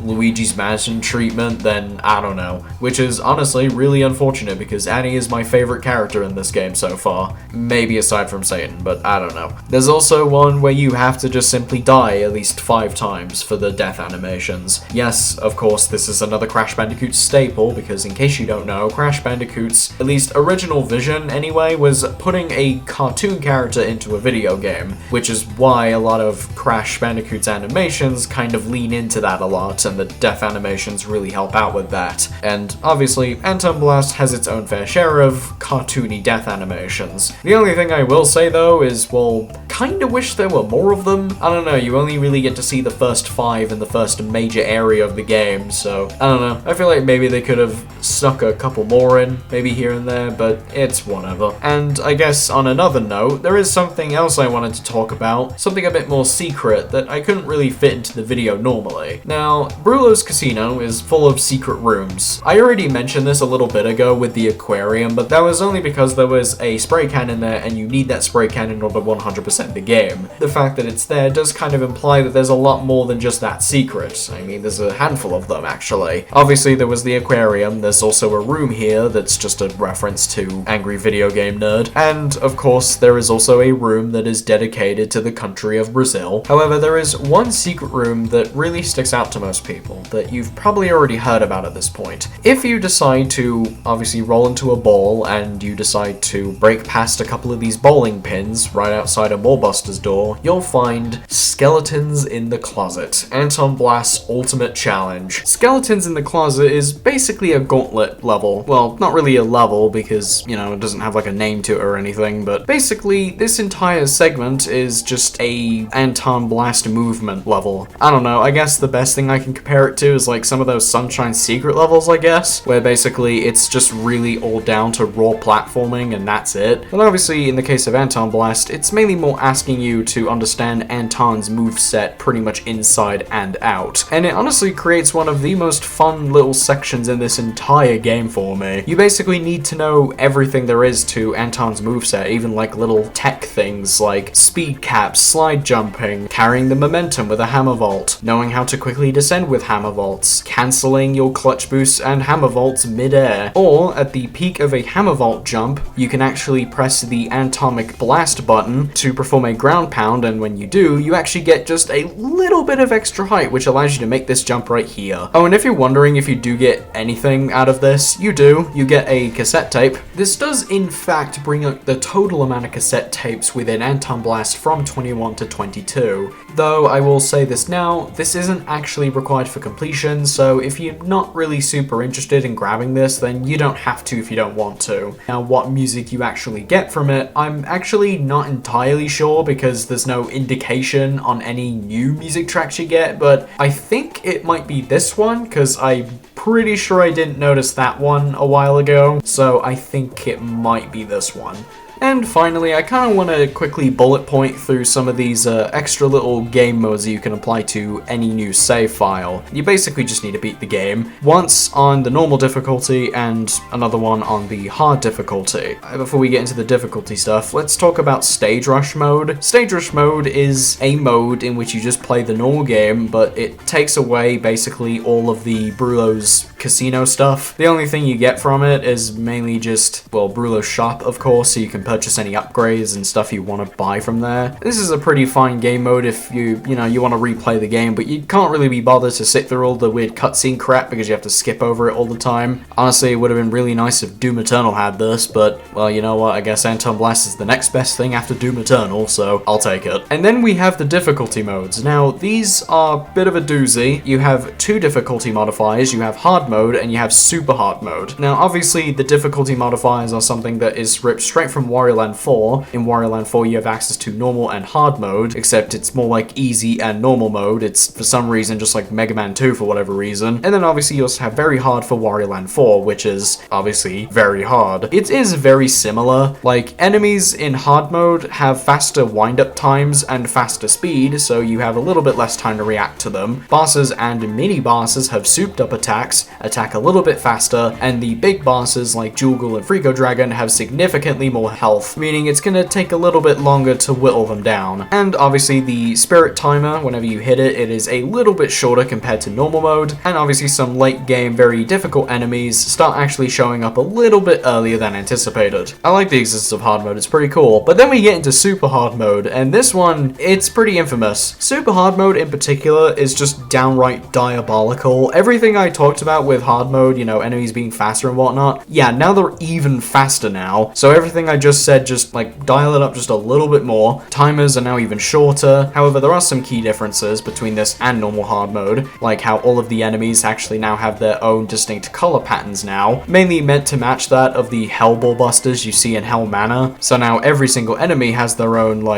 different color palette. The only ones that don't get unique color palettes are unfortunately the mini bosses and bosses, which I'm not gonna lie, I do understand why that's the case, but at the same time, honestly, it would have been kind of cool to see Ghoul being colored like an aqua or turquoise blue or something. I mean, then again, it probably would have made Satan's whole shtick a little bit weird because, could you imagine if they just decide to make Satan blue in this? Oh, and yeah, the level design. The level design has taken a bit of a change as well. Oh yeah, do you know these things? The nitro crates that unfortunately due to copyright law aren't actually nitro crates, but I'm gonna call them nitro crates anyway. Yeah, because now they're basically thrown all over the level, which means you actually have to be careful of what you do. You can't just brute force through everything anymore. You actually have to adapt and make new strategies to get past all of this. Yeah, it's pretty diabolical. I will admit though, this is another one of those things that I haven't really touched much in the base game, because I actually haven't done super hard mode yet, but I do intend to. Probably by the time this video is done, I'm probably working on that right now. I have heard stories as well that some level design in later levels get just plain straight up evil, and honestly, I cannot wait to see that shit. I